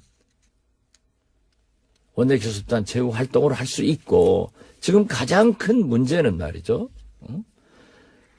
홍한유 이 꼬마당 유승민 대표와 우리가 신당을 창당하면은 꼬마당 안철수 대표가 꼬마 합쳐놓으면은 거대 야당 홍준표 당이 되는데 앞으로 문재인 대통령은 국회에서 국회 선진화법에 의해서 개혁 법안도 통과되지 않고 잡히지만은 그래도 MB 그 어제 말이 되는 얘기를 하는 거예요? 여기까지만 하죠. 왜 한마디로 논평하면 어떻습니까 어제? 어제 예. 제2의 전두환이죠. 전두환은 골목 성명, 네. MB는 서재 성명. 3분 입고 들어가요? 자기가 깨끗해요? 가만히 기다려도 불러요. 가만히 기다려도 불러요. 다스가 누구 건지 나오잖아요. 김주성, 국정원 기조실장이 불잖아요. 김우중 부속실장이 불잖아요. 유용, 예. 김희중이죠? 부속실장 김희중이고요. 예, 김희중이. 김희중 부속실장이 저축은행 관계로 감옥에 갔어요. 예. 아무런 보살핌이 없었어요. 그 옥중에 있을 때 김희중 부속실장의 부인이 예. 사망을 잡고 있어요. 예. 아무런 조의 표시도 안 하니까 그 나름대로 뭐가 있는 거예요. 그렇기 때문에 나는 말이죠.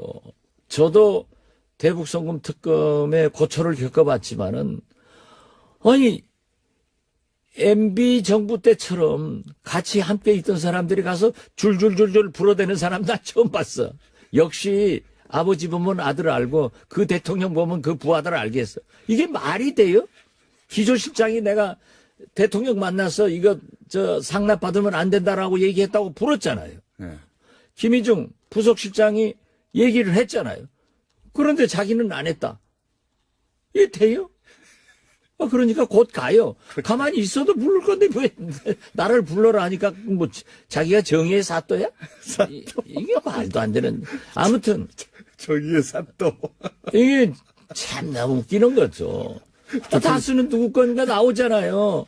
그 김우중 다스 회 사장이 예. 다 지시받아서 이렇게 했다. 김성우. 예. 이 김성우. 예. 예. 이제는 내가 말할 때다. 알겠습니다. 하는 거예요. 그런데 대표님 시간 다 됐어요. 우리가 절대 그렇게 계산적이고 그렇게 연연하지 않고 우리는 진짜 남북 문제에 대해서 개혁에 대해서 적폐청산에 대해서는 정리를 하지 않으면 촛불혁명은 어디로 갑니까? 자, 여기까지 하겠습니다. 이제 할 말 없죠. 네. 이렇게 정의로운 답변을 누가 하겠어요? 지금까지 국민의당 박지원 대표였습니다. 감사합니다. 감사합니다.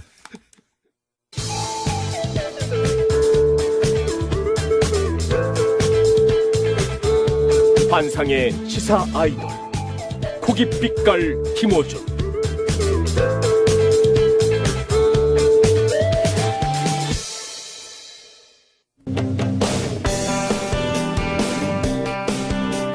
그것마저 알려주마. 네, 박 전 대표가 사실은 그것마저 알려주신 시간을 다 잡아 드셨어요? 네, 바깥에서 많이 웃었습니다. 네, 다 드시고, 네, 다 드시고 나와가지고 오늘 초스피드로. 네, 알겠습니다. 네. 초스피드로 1, 2번만 짚어야 되겠습니다. 자, 첫 번째, 대통령 국정수행 지지도 하락했을 거라고 저는 보는데. 네, 하락했습니다. 2주째 하락하면서 60%대를 기록을 했습니다. 네, 자세히 보면요. 3.5%포인트 하락해서 67.1%를 기록했고요. 긍정평가. 부정평가는 4.5%포인트 하락해서 23.8%를 기록했습니다. 일별로 잠시 보면요. 특히, 네. 가상화폐 폭락한 날 같이 폭락하지 않았어요? 그렇습니다. 15일 월요일 날에 기억하실지 폭락하진 모르겠지만 않지만. 국무조정실에서 향후의 가상화폐 규제 방향성에 대해서 발표를 했고요. 네. 그 발표가 있은 이후에 훨씬 이에 대한 어떤 보도, 논란이 확대가 되었습니다. 그리고 어제에 네. 가상화폐 폭락 보도가 상당히 많이 확산되었고 이게 실시간 검색으로도 상당히 많이 확산됐습니다. 잘 안 하신 분들은 잘 모르는데. 네네. 예. 특히 20, 30대가 많이 하고. 그렇습니다. 그리고 이게 이제 보수 매체와 정편을 중심으로 가상화폐 폭락은 바로 현 정부 때문이다라는 보도가 엄청나게 쏟아졌거든요. 그렇습니다. 그리고 댓글부터 시작해서 각종 커뮤니티에 네. 정말 야 댓글 부대 많이 붙었다 네. 라고 할 게 너무 눈에 들어갈 정도로. 근데 이거는 이제 자기 돈을 손해보는 사람들이 생기니까요. 그렇죠. 영향을 주는 사안이 맞습니다. 예, 이 가상화폐와 관련된 정책 혼선과 함께 하나 더 추가하고 싶은 것은 기본적으로 현재 평창올림픽 남북회담과 관련되는 네, 모든 현안들이 이슈를 정치 쟁점화, 정쟁화되고 있습니다. 그 자유한국당이 성공하고 있는 거죠. 요 예, 부분은. 단일팀, 한반도기, 체제비, 동시 입장. 예, 심지어 선수단 외 기타 방문단 규모까지 거의 예. 모든 그 회담에서 나오는 현안들이 정치 쟁점화되고 이런 건 있습니다. 처음이에요. 네. 과거에 단일팀 관련해서는 언론을 비롯해서 전폭적으로 네네. 기본적으로 이 단일팀이 왜 필요하고 어떤 의미가 있으며 어떤 도움을 줄 건지 언론이 전폭적으로 지원했거든요. 지금은 근데 언론도 이게 문제다, 이게 쟁점이다, 이게 논란이다, 네네. 모든 거가 쟁점화되어 있기 때문에 이것도 이제 댓글 부대 많이 붙었어요. 기본적으로 제 댓글 부대 10년 관찰자로서 최근에 많이 붙었는데 정말 네, 그래서 정부 출범 이래로 가장 많이 붙었습니다. 지금 이 네. 가상화폐하고 남북 단일팀. 일정 정도 어떻게 보면은 성공을 하고 있지 않나 보기도 그렇게 보이는데요. 쟁점화에 성공하고 있어요. 네, 중도층이 무려 7.3%포인트나 하락했습니다. 이게 이제 그러니까 보수 쪽으로 가는 거죠, 기본적으로. 이념 대결이거든요. 네, 네. 기본적으로 그렇습니다. 이념 대결화하면 네. 어느 한쪽을 선택하게 돼 있고. 네, 네. 예.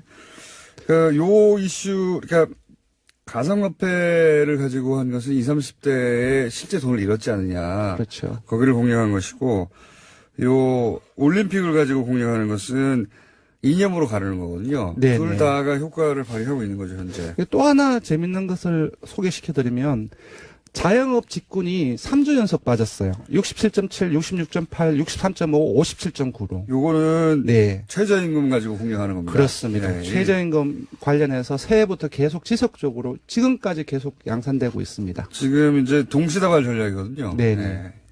근데 이제 자세히 또 한번 보면 문 대통령을 대선에서 찍었던 투표층, 이른바 핵심 지지층이죠. 네. 여전히 91%를 기록해서 90%를 상회하고 있습니다. 요거는 중도층을 공략하는 겁니다, 전부 다.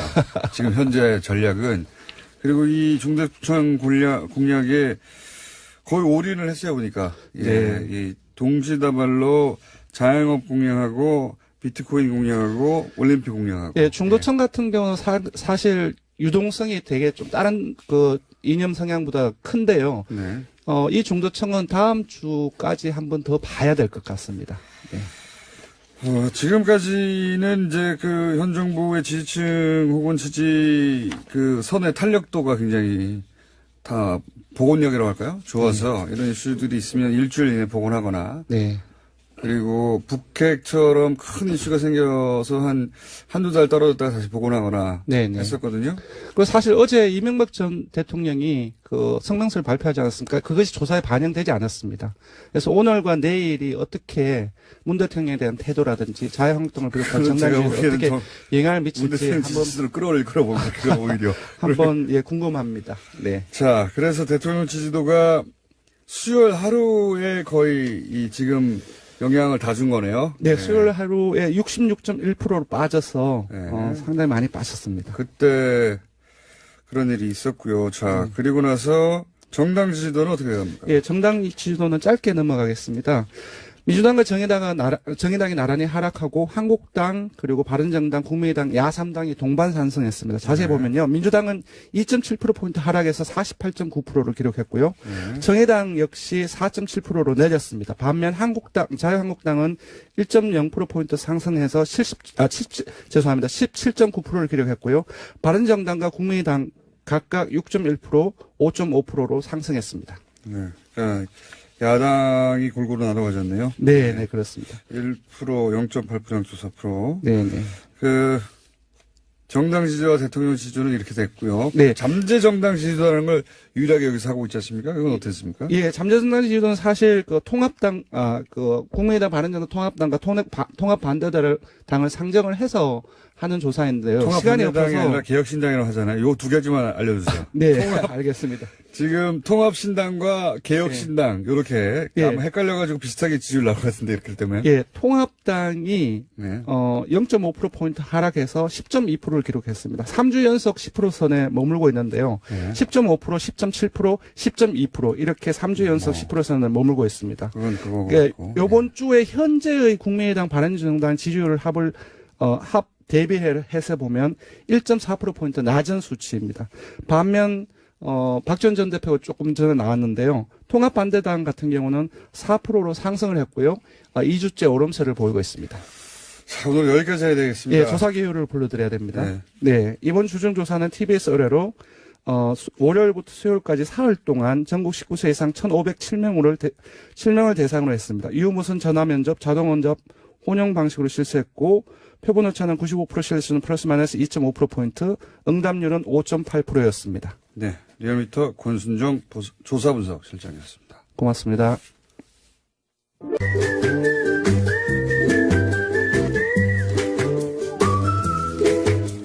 도시건축가 김진애 박사님 나오셨습니다. 네, 시간 많이 남았습니다. 걱정하지 마십시오. 무려 7분. 무려 7분. 예. 아니, 제가 겨울 동안에 정책 얘기를 좀 하겠다고 그러니까 재미가 없다고 이렇게 자꾸 줄이는 것 같은데.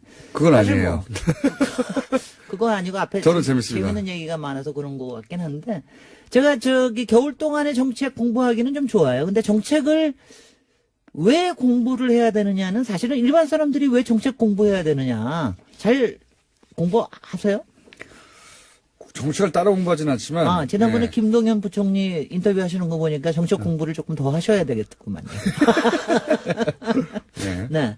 그래서 제가 한 몇 회에 걸쳐서, 지난번에 2회에 걸쳐서 그린벨트 얘기를 했는데, 주택에 대한 게 가장 크니까, 네. 관심이 크니까 주택 정책에 대해서 이제 몇 가지 좀 이제 얘기를 좀 하려고 그러는데, 제가 지금 당장 있는 얘기 하는 것보다도 우리가 가지고 있는 여러 가지 선입관념이나 또 편견 같은 게 있잖아요. 네. 그걸 좀 더 알겠습니다. 좀 집중적으로 얘기를 했으면 네. 좋겠는데, 첫 번째로요. 우리가 주택 정책이라고 그러지만 사실은 주택 정책이라고 그러기보다는 우리가 너무 부동산에 치우쳐 있다는 생각 안 하세요? 우리나라에 주택 정책이라는 게 있나? 잘 라는 모릅니다. 생각. 일반인들은. 그리고 보통 네. 사람들이 다 생각을 하는 게 부동산 정책으로 생각을 그렇죠. 해요. 그러니까 가령 이번에 김현미 장관이 주거복지 로드맵이라고 얘기를 했지만 네. 실질적으로 특히 이제 언론에서 받아들이는 거는 그걸 부동산으로 받아들여요. 네. 사실은. 그래서 네. 부동산으로 이제 해석을 하는 거죠. 어디가 뭐 그린벨트가 풀릴 거라는 둥, 네. 어디를 갖다가 겨냥을 하라는 둥, 이런 식으로 얘기를 하니까, 그러니까 일단은 너무 지금 부동산 정책으로 또는 부동산이라는 거로 치환돼 있다라는 거에 대해서 하여튼 조금 바꿔야 될 그럼 필요가 어떻게 있어요. 바꿔야 됩니까? 그걸 바꾸는 거는 사실은 별거 없어요. 정부에서는 계속해서 주택 정책에 대한 얘기를 해야 되고요. 주택과 부동산은 어떻게 구분이 되는 그다음에 겁니까? 그러니까 구분한다기보다도 네. 이제 이렇게 모든 거는 부동산이에요. 네. 사실은. 그렇죠. 부동산이 아닌 건 없잖아요. 네. 주택정책뿐만이 아니라 산업정책도 그렇고 모든 게 다 부동산에 관련되는 겁니다. 동산 아닌 건 뭐 다 근데 부동산이죠. 이제 주택에 대한 거로 관심을 바꿀 수 있도록 하는 게 필요한 거죠. 그러니까 꼭 부동산으로서만 치환해서 하지 말라. 근데 이제 그걸 하려면은 솔직히 정부에서 주택에 관련된 얘기를 주거라는 이름으로 자꾸 얘기를 해야 되는데, 솔직히는 이제 지난 한 정말 뭐 노무현 정부 때도 그렇고 참여정부 때도 그랬고 지난 두기 정부에서는 부동산에 대한 걸 계속해서 이렇게 치받쳐 올리는 걸 했잖아요. 그래서 그걸 좀 바꾸는 게 좀 필요하다. 잘 의미 구분이 잘 안 아니, 가는데요. 의미 구분을 이제 이렇게 합시다. 의미 구분이 안 되는 거는 의미 구분이 안 되는 거는 이제 총수님의 문제고 가령 이제 이런 거예요. 네, 좀 구분을 해주세요. 아니, 구분을 하는 게 아니라 지금도 주거복지 하면은 이번에도 주택 공급에 관련된 문제, 그다음에 부동산 값을 어떻게 집값 올라가는 거 어떻게 잡는 문제 이런 네. 거로 자꾸 얘기를 하거든요. 그렇죠. 그렇게 얘기를 하는데 그런 얘기를 하는 것보다는 네. 가령 뭐 안전에 대한 얘기라든가 아니면 삶의 질에 대한 얘기라든가 아니면 리모델링에 대한 걸 어떻게 한다라든가 아니면 주거 그러니까 아파트 집값만 가지고 얘기하는데 관리에 대한 얘기를 한다. 지금 아파트 관리 같은 거 엄청난 문제거든요. 그러니까 집값 얘기가 아니라 집에 대한 관련된 삶의 질에 관련된 거를 얘기를 뭐 이런 문제를 얘기를 하는 거가 솔직히 지금 문재인 정부에서 좀 빠져 있다는 생각. 저는 요새 국토부에서 너무 주거복지 로드맵을 가지고 얘기를 하면서 이게 솔직히는 항상 그렇지만 항상 그랬습니다. 우리나라 뭐 지난 50년 동안 항상 재경부에 끌려다니거든요. 부동산에 끌려다닙니다. 그러니까 이거하고 그다음에는 이제 그런 의미에서 오늘 첫 번째 주제는 사실은 이거예요. 주택 보급률이라는 게 가장 정가의 보도였거든요. 그러니까 주택 정책에 대해서 얘기를 할 때 우리나라 주택이 모자란다. 그러니까 많이 지어야 된다라고 하는 게 말하자면 정가의 보도처럼 쓰였는데 주택 보급률이 100% 넘었지 않습니까? 100% 넘은 정도가 아니라 한 103% 됐고요. 그리고 사실은 이명박 정부 시대에 주택 보급률에 대한 정의를 바꿨어요. 그러면서 바꾸면서 일단은 결론은 5%가 떨어졌습니다. 아, 그래요? 그전에는 한 108%, 110%였는데 바꿨어요. 바꾼 이유가 이제 1인 가구 같은 걸 다 포함을 시킨 거죠. 가구 수에. 그러니까 뭐냐면 주택 보급률이라고 하는 거는 사실은 그것도 이용되기 위해서 국가에서 정의하는 경우가 상당히 있다라는 거. 그러니까 이명박 정부 시절에 그걸 바꾼 이유는 집을 더 많이 지어야 되니까 그런 이유가 상당히 있다. 그다음에 또 하나는 그러니까 이 보급률이 낮아야 더 많이 진다. 그다음에 두 번째로 하는 거는 일단은 주택은 모자라지 않다. 지금 전체 통계가 한 103% 됩니다. 작년까지 포함해서. 근데 편중돼 있으니까요. 그런데 편중돼 있는 거 두 가지를 알아야 되는 게 그렇다고 집을 짓지 않는 건 말이 안 됩니다. 하나는 뭐냐면은 일반 시민들이 알아야 될 게 한 110% 정도까지가 될 때까지는 사실은 주택 시장이 안정되지는 않습니다. 왜냐하면 시장에서는 끊임없이 변동이 일어나고 그 안에서 빈집도 생기고 그래서 한 10% 정도는 여유가 있어야 시장에 쿠션이 생긴다는 거예요. 오래된 집들도 있고. 그다음에 두 번째는 지역마다 편차가 너무 심하다는 거. 그러니까 지금 가령 충북이라든가 중부 지역은 거의 뭐 전남, 대구 뭐 이런 데는 110% 넘은 지가 꽤 오래됐어요. 그런 데는보다도 서울 수도권하고 가령 부산, 제주, 뭐 제주는 좀 투기 수요가 있기도 하지만 이런 데만 있다라는 거. 근데 이런 편차 때문에 생기는 문제를 꼭 공급이라는 문제로 풀지를 않았으면 좋겠다 하는 그럼 게 어떻게 풀어야 됩니까? 오늘 다 얘기하기는 어렵고요. 그러니까 제가 힌트라도 주셔야죠. 아니 오늘은 일단은 주택 보급률이라는 거에 연연하지 말자. 그 다음에 우리나라의 일단 주택 수 자체는 모자라지 않다. 그러니까 이 모자라지 않은 거를 어떻게 활용하느냐 하는 문제도 국토부에서 얘기를 해야 되는 겁니다. 새로 짓는 것만이 가지고 해법이 아니고 공급만 가지고 얘기하는 거는 이미 지어진 것을 여기서부터 시작을 해야 사실은 발상을 그렇게 좀 바꿔야 진정한 주택 정책이라는 게 이루어질 수 있다라는 거를 제가 좀 이제 오늘 먼저 스타트로 얘기를 하고요. 다음 주일부터는 뭐 아파트 공화국, 단지 공화국, 왜 우리나라는 이렇게 아파트 공화국이냐, 왜 아파트만 이렇게 지으려고 그러냐, 1가구 1주택이라는 거는 그렇게 좋은 곳이냐, 뭐 임대주택은 우리한테 왜 이렇게 부족하냐, 뭐 이런 걸 가지고 좀 차분차분하게 얘기를 해보려고 그럽니다. 그런데 그러니까 이제 지금 오늘의 핵심은 그거네요. 그러니까 주택이 모자란다고 자꾸 공급하려고만 하지 말고 그 안에 있는 주택의 질을 가지고 생각을 해야 된다라는 거, 활용을 어떻게 해야 되는 거, 그다음 부동산으로만 보지 말라 하는 거. 재산으로만 자꾸 접근해가지고, 예. 모든 문제를 얘기하는데 그게 아니다. 이거 어려운 이야기인데 필요한 얘기인 것 같습니다. 다음 주부터 본격적으로 이 얘기를 시작해 보겠습니다. 도시건축가 김재희 박사였습니다. 감사합니다. 안녕. 안녕. 도움이 안 되는 거 다 알아요. 왜 직결을 해요? 직결 안 합니다, 전혀. 예. 네, 그러면서 노무현 대통령 죽음에 대한 정치 보복이다라는 주장까지도 했었습니다. 여러 가지로 자극해 보려고 하는 건데, 예. 직결 안 하고요. 네, 내용도 없고. 저도 이 기자회견 하지 말았어야 한다고. 이명박 전 대통령의 제가 최측근이었으면 말렸을 텐데. 예. 그리고 지금 현재 이명박 전 대통령의 욕망과 일치하는 사람들은 굉장히 극소수예요. 이권이 연결된 사람이거나, 네. 그 사람들의 힘은 세지만, 지금, 대놓고 지원할 처지가 아니거든요. 예. 뒤에서 김관진, 임관빈 빼낼 때나 힘을 발휘하지, 집결 안 합니다. 앞으로 이제, 끝이 났다. 예. 저는, 개인적인 평가입니다. 게다가 더 웃긴 것은, 예, 나에게 물어달라, 수사. 네, 가장 눈에 띄는 말이었습니다. 네. 자신의 재임 중에 일어난 이런 모든 책임은 최종 책임이 자기에게 있다라면서요. 자신에게 물어달라라고 이게 말했습니다. 이제 전두환 골목 성명 때 같은 어떤 그런 효과를 의도한 문구거든요. 근데 정작 이 SBS에서 그럼 수사에 응하겠다는 말이냐 그랬더니 수사에 응하겠다는 건 아니다. 이렇게 또. 네, 아직 요구받지도 않은 검찰 수사에는 응하겠다는 뜻은 아니다라고 했고요. 수사에 응하겠다는 뜻은 아니다. 사무실에서 나가는 길에 기자들이 붙잡고 물어봤습니다. 그 뜻이 뭐냐고요. 그러니까 아무 말도 하지 않고 나갔습니다. 예, 그 나중에 이제 SBS가 따로 취했나 본데, 그럼 수사에 응하겠다는 뜻입니까? 그러니까 수사에 응하겠다는 뜻은 아니다. 무슨 말이에요? 이게 이메일 보내라는 겁니까? 나한테? 궁금한 거 있으면? 네, 이 보도에 따르면 측근들은 이명박 전 대통령이 마지막까지 성명서 문안 직접 다듬었다라고 하고요. 특히 모든 책임을 나에게 물어라라는 표현을 자기가 썼다라고 합니다. 아니, 그러니까요. 나에게 물어달라는 게, 이게 이제, 밑에 사람들이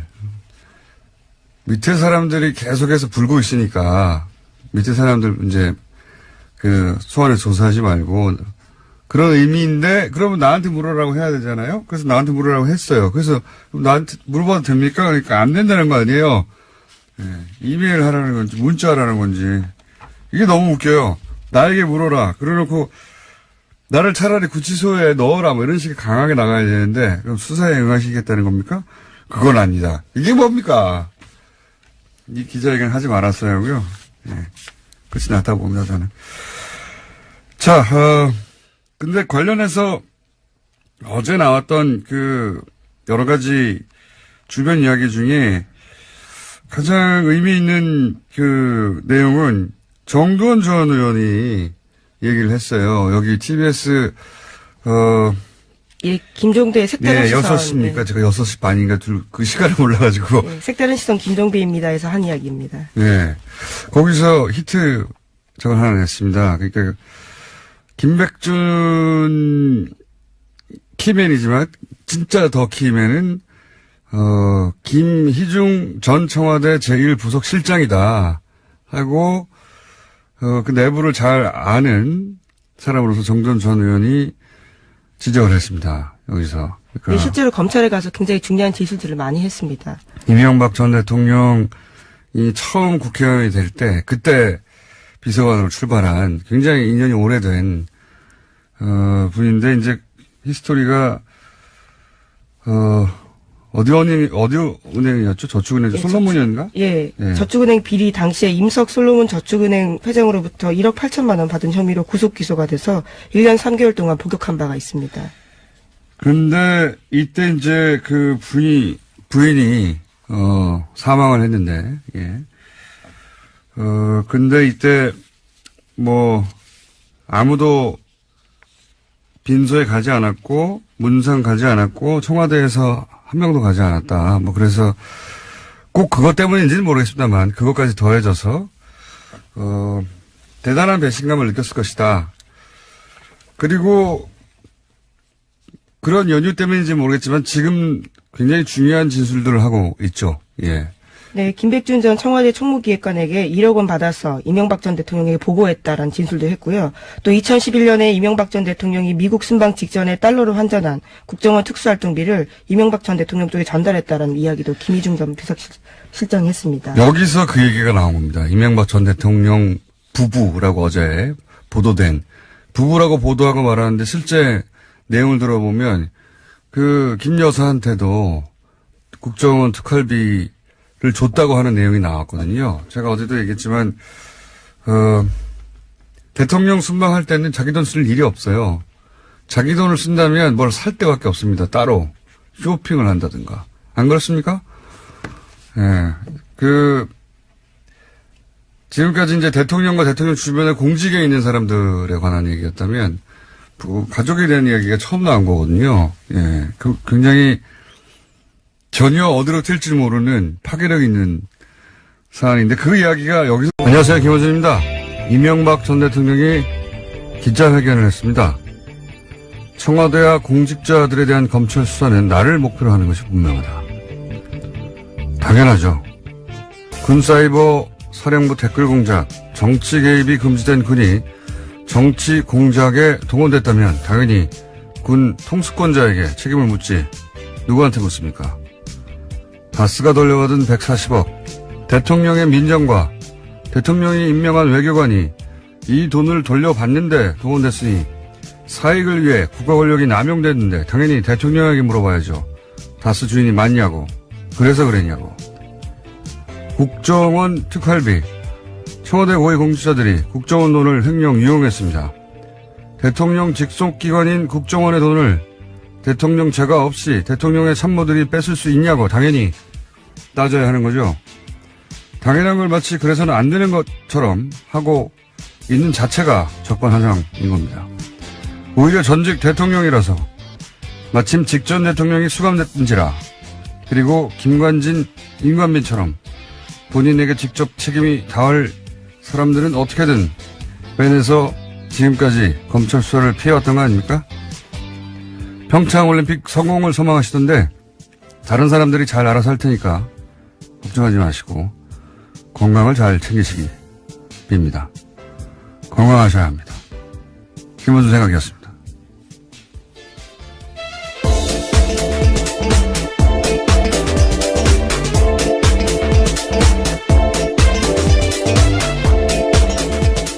시사인의 김은지입니다. 기자회견 잠깐 들어볼까요?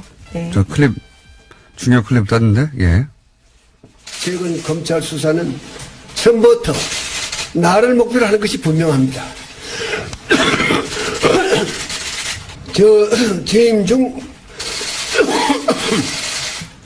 일어난 모든 일의 최종 책임은 저에게 있습니다.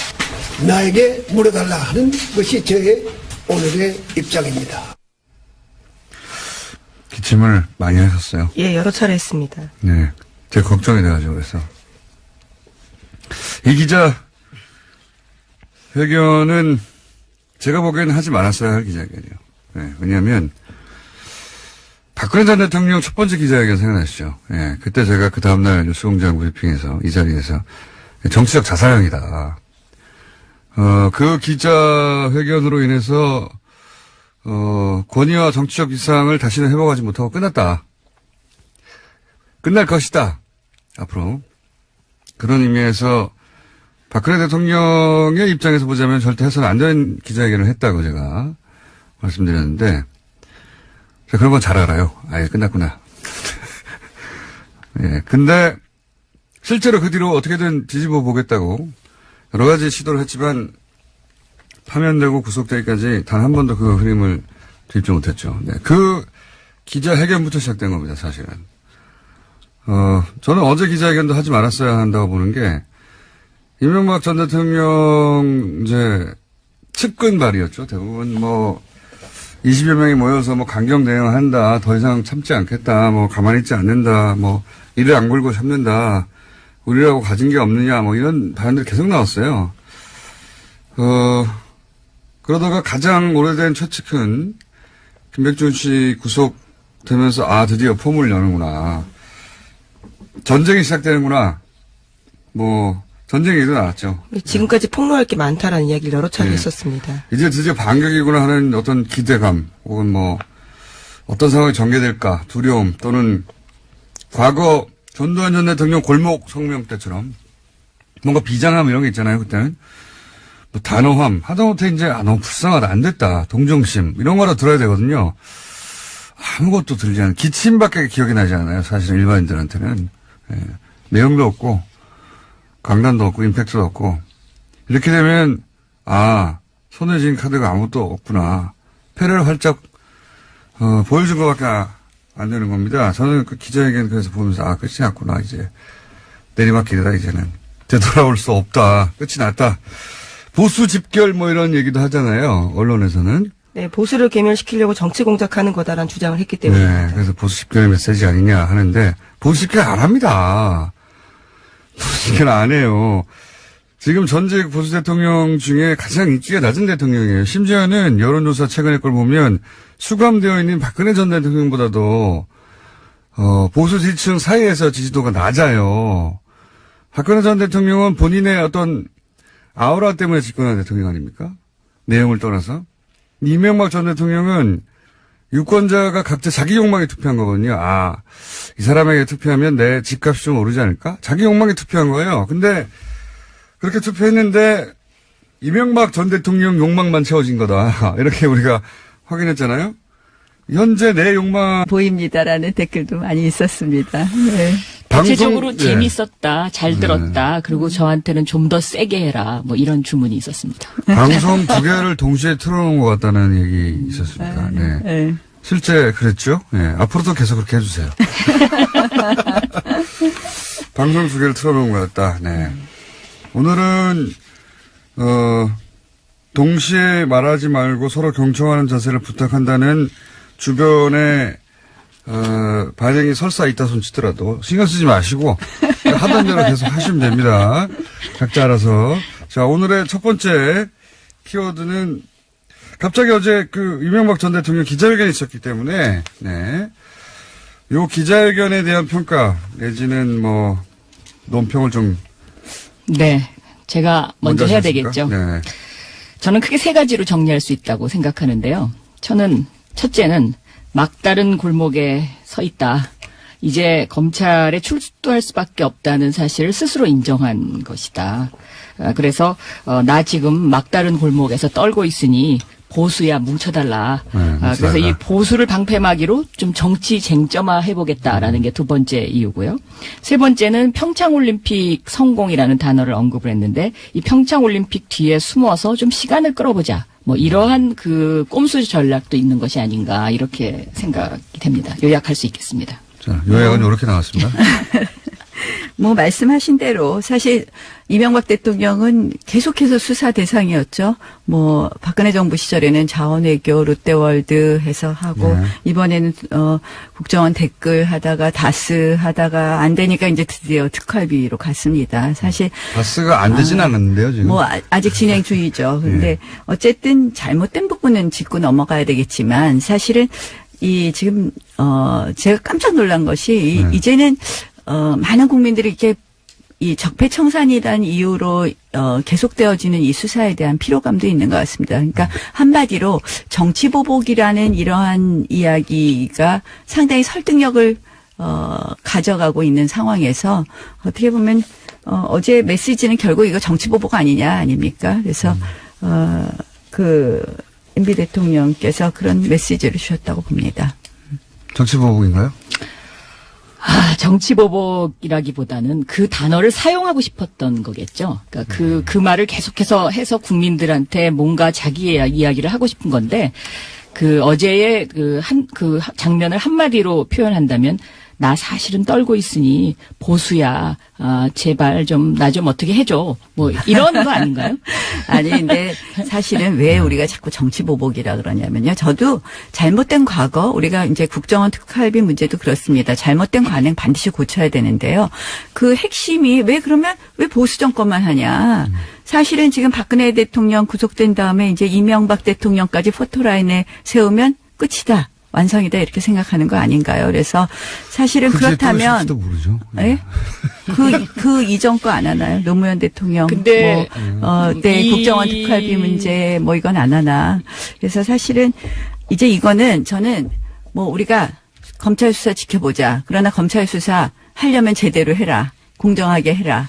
그러니까 정치 보복이라는 이야기 안 들으려면 전 정권 했는데 그러면 전전전은 어떻게 되는지 저희 궁금할 따름입니다. 이게 물고 오늘- 늘어지기 작전 이것은 오늘 저는 근데 제가 별로 약간 뉴스공장이 마셔도 좀 됩니다. 편파적인 것 같아요. 네, 왜요? 저희한테 계속 이명박 대통령 이슈를 먼저 얘기해야 아니, 된다고. 이명박 대통령이 어제 오늘의 나왔는데 어떤 탑뉴스. 아니 근데 제가 보니까 탑뉴스. 탑뉴스는 네이버를 아침에 오면서 봤더니 평창이 먼저더라고요. 평창 그래서 얘기도 좀 이따 하죠. 평창이 근데 아직 탑뉴스인데 조금 이 네, 이명박 왜 대통령 좀 얘기를 편파 아닌가 이런 생각해봤습니다. 할게. 그건 이명박 대통령에게 책임을 물어봐 주세요. 네. 이날 하는데 하필 왜 어제 했냐고.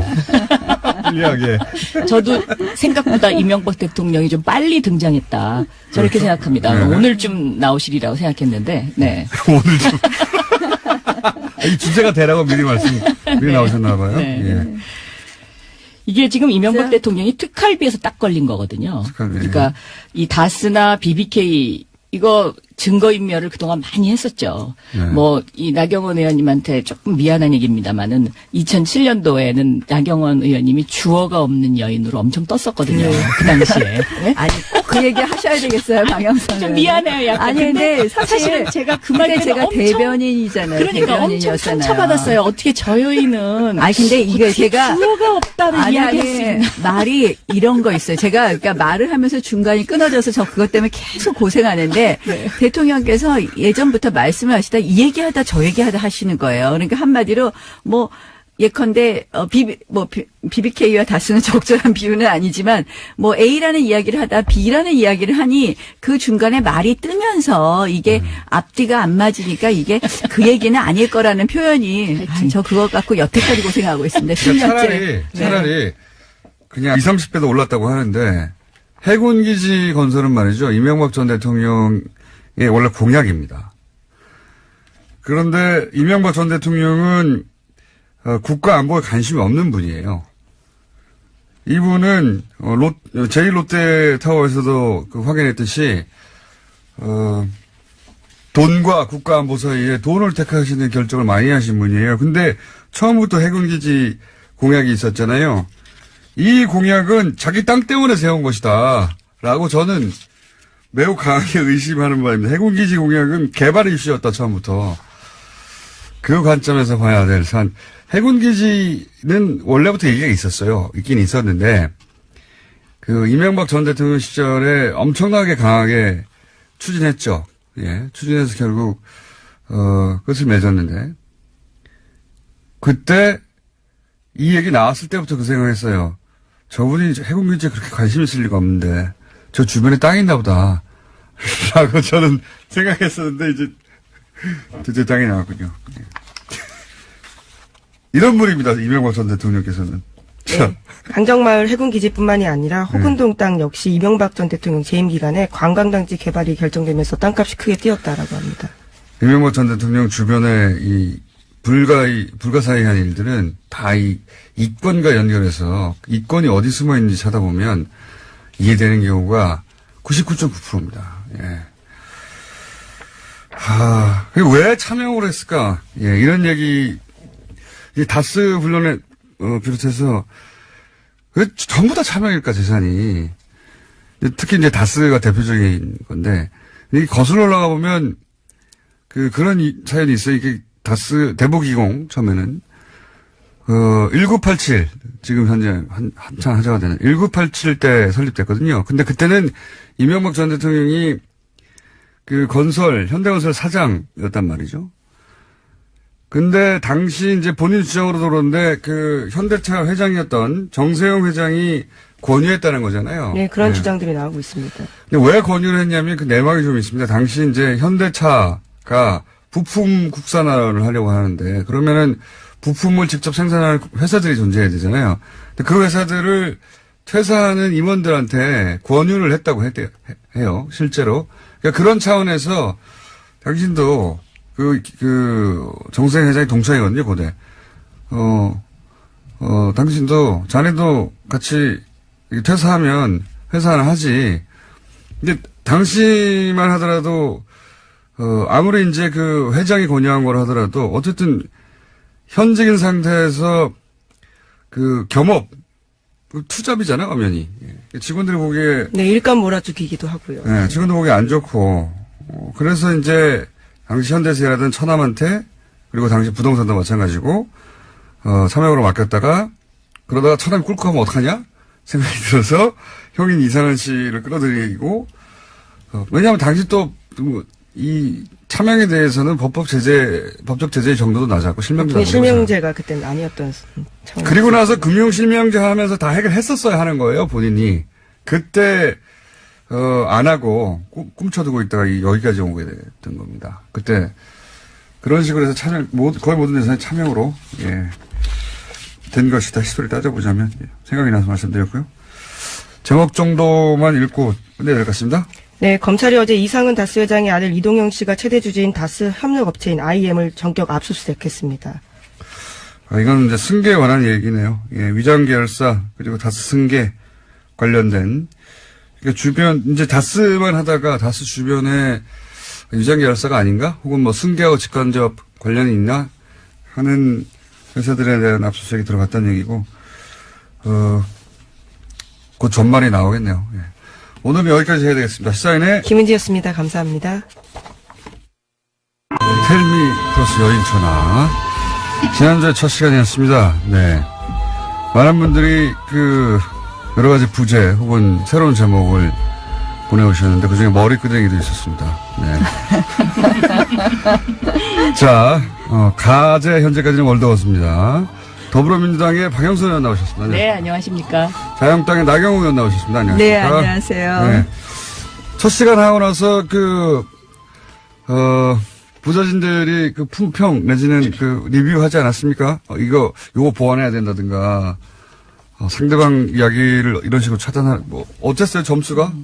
그게 공장장님이 지난주에는 불공정, 불평등을 내세웠기 때문에 잠시 그런 일이 일어났었는데 그것은 오늘은 조금 자제하고 서로 이렇게 불평등이 아니라 막 하라는 거였죠. 각자 따듯이라. 하나도 안 들렸다 뭐 이런 얘기하는데 저는 재미있는 게 페이스북 댓글에요. 주로 이런 거 나왔어요. 호랑이 속을 해서 고생했네요. 또 저희 사진 올렸더니 가운데를 지우고 싶다 그러던데 어떡하죠? 지우세요. 지우세요. 근데 보기에 좋아 나온 겁니다. 네, 정두원 전 의원의 표현에 따르면 이명박 전 대통령의 집사 중에 집사, 성골 집사라고도 할 정도로 굉장히 돈 관계를 잘 알고 있다라고 합니다. 이게 실제 한번 사고 나왔는데 그때 이제 전혀 챙겨주지 않았고 그리고 이제 부인이 사망했는데 아무도 빈소에 오지 않았고 그래서 최근 검찰 조사를 받고 나서 또 한 번 가야 되는 거 아니에요? 잘못하면. 그래서 나도 살아야겠다는 그런 문자를 보냈다고 하죠. 네, 오늘 아침 중앙일보 보도인데요. 자신이 2번 구속되는 일을 피하기 위해서라도 관련된 진술을 했다라는 점을 인정했다라고 합니다. 하여튼 여기서 촉발된 부인으로 향할지도 모르는 수사가 과연 어디로 튈지 전혀 다른 파장을 일으킬 수 있는 사안이라고 보는데 그 출발이 지금 김희중 전 부속실장으로부터 시작됐고요. 그리고 특활비는 지금은 4억 이런 정도 얘기 나오는데 지금 보면은 그 4억으로 끝났을 것 같지가 전혀 않은 게 현재 김주성 전 국정원 기조실장 발로 이야기가 시작됐는데 그 두 번째 기조실장이 모경만 실장입니다. 이 모경만 실장 시절에도 돈이 갔다고 하거든요. 네, 본인이 인정했습니다. 검찰 조사를 어제 받았는데 거기서 그와 같은 사실들을 인정했다라고 합니다. 특활비 액수는 제가 보기엔 굉장히 커질 거라고 보고요. 저는 박근혜 전 대통령 때 건네졌다고 하는 특활비, 훨씬 더 클 거라고 봅니다. 왜냐하면 돈에 관한 규모가 크신 분이라서, 한번 이렇게 땡겨왔는데, 되는데, 그리고 영수증 안 남는데, 본인은 안 들킨다고 생각하는데, 지속적으로 땡기지 않았을 리가 없다라고 저는 전망하는 바, 액수는 훨씬 더 커질 거라고 저는 전망하는 바입니다. 네, 청와대 쪽 요구가 있을 경우에는요, 수시로 자신이 관리하던 국정원 특활비 가운데 수억 원을 현금으로 만들어서 청와대에 전달한 정황도 포착했다라고 합니다. 요건 관련해서 자유한국당이 그렇게 목소리를 높이고 있지 않지 않습니까? 네. 돈 많이 갖다 봅니다, 저는 여기. 네, 어제 이명박 전 대통령의 입장과 같은 취지의 이야기들을 냈습니다. 대변인 논평로. 대변인 논평 정도 가지고, 만약에 여기서, 되칠 게 있었다면 아주 크게 세게 나왔겠죠. 거리두기를 거기서도 시작한 걸로 저는 보이고요. 예. 돈 더 많이 들어갔다. 그리고 이게 부인 쪽으로 튄다면 전혀 다른 양상이 벌어질 수 있다. 여기까지 하고요. 다음 수는요. 네, 다스 전직 임원이 공동 명의로 땅을 사고 서로의 땅에 근저당을 설정해 놓은 사실이 JTBC 보도 결과 나왔습니다. 본인들이 손수 투자했다고 보기 힘든 정황인데요. BBK 설립 직후 사들였던 이 땅들은 이명박 전 대통령 재임 기간에 가격이 폭등했습니다. 지금은 600억 원에 이른다라고 하는데요. 이 땅 또한 실소유주 의혹이 불거진 겁니다. 이건 JTBC의 진짜 단독이네요. 예. 최근에는 다소 단독이라고 붙이기 어려운 단독도 있었는데 이거 진정한 단독이네요. 여기서 키포인트는 두 개라고 봅니다. 하나는 이 시점이 도곡동 땅을 팔아서 그 돈의 일부가 200억대였죠. 250억 몇 억이었던가요? 일부가 다스로 들어갔다까지는 당시 검찰 수사 발표도 있었어요. 근데 나머지 돈이 어디 갔는지 확인 안 됐거든요. 요 시점에 그 돈이 이 땅을 사는 데 쓰였을 가능성이 있다. 첫 번째고요. 두 번째는 교차 근저당 이거는 이명박 전 대통령의 실소유 땅으로 의심되는 모든 부동산에 등장하는 겁니다. 특징이죠. 예. 모든 부동산에. 그러니까 이름을 빌려준 사람들이 다 같이 공모해서 배신하지 않는 한 땅을 팔 수 없도록 만들어 놓은. 네, 그렇죠. 묶음 장치죠. 근데 자기 땅이라도 못 팝니다. 그러니까요. 그러니까 그 사람들 땅이 아니란 얘기죠. 자기들이 마음대로 사서 팔 수 없는 땅은 자기 땅이 아니잖아요. 근데 이게 이제 이명박 참여 의혹이 있는 모든 부동산이 등장하는데 방식이 조금씩 다르지만 요 얘기 관련해서는 그런 이야기가 있습니다. 현대 이제 사장 회장 시절에 당시로는 대기업들이 삼성을 통해서도 확인됐지만 차명으로 부동산이나 재산을 고위 임원들한테 올려놓는 경우가 많았다고 해요. 예. 근데 더군다나 현대건설 같은 경우는 그런 경우가 더 많았겠죠. 땅을 다뤘으니까.